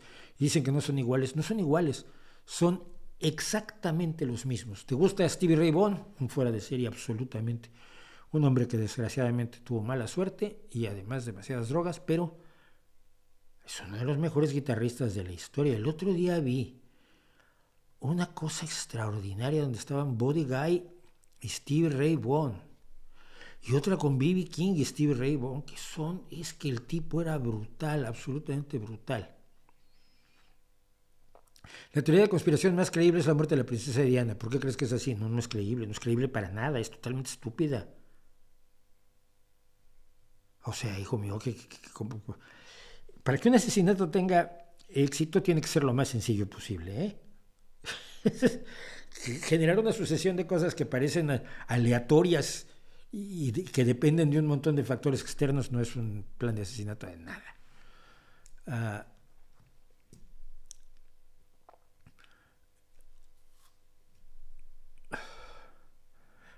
Bueno, sí, me piden cosas. Tengo un foco marca Philips que tiene 25 años. Además, usan mucho esto para... Tengo un vídeo sobre obsolescencia programada donde comento todo esto. La bombilla eterna de una estación de bomberos en Estados Unidos, pues una bombilla que tiene 15 vatios de potencia. Con 15 vatios yo te puedo hacer una que dure 1000 años. El problema es que no te sirve para iluminarte.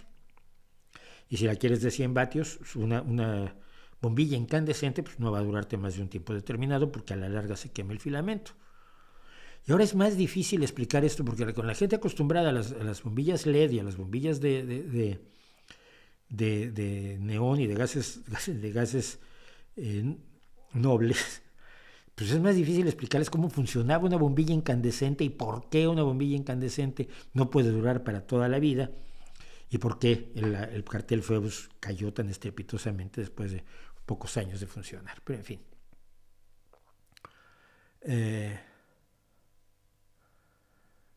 ¿Alguna revista científica confiable en español? Pues que sí, te diría que todavía que muy interesante. Cuo. Yo he escrito en Cuo y tengo gente que escribe en Cuo, es bastante decente. Yo me centraría en esas dos. National Geographic, por supuesto, en español. Y lástima que Ciencia y Desarrollo fue otra de las cosas que mató, destrozó, asesinó María Elena Álvarez Bulla, porque era una gran revista, la revista que publicaba el CONACYT, Ciencia y Desarrollo, y que hizo muchísimo por difundir la ciencia a lo largo de casi 4 décadas. Bueno, pues buenas noches, buenas tardes, que les vaya muy bien, muchísimas gracias por acompañarme, muchísimas gracias por estar conmigo, pórtense bien, sean buenos, piensen, sientan, diviértanse, quieran a la gente que los quiere y por supuesto nos vemos la próxima semana. El miércoles nos vemos en los vídeos a fondo, que se llaman a fondo ahora, los vídeos temáticos, y el jueves nos vemos aquí en nuestra próxima revista semanal, donde tendremos muchas cosas. Y a lo largo de la semana atentos a tu tele rusa, y mientras tanto, ahí les dejo como siempre mi reputación para que la hagan pedazos si todavía queda algo intacto en ella.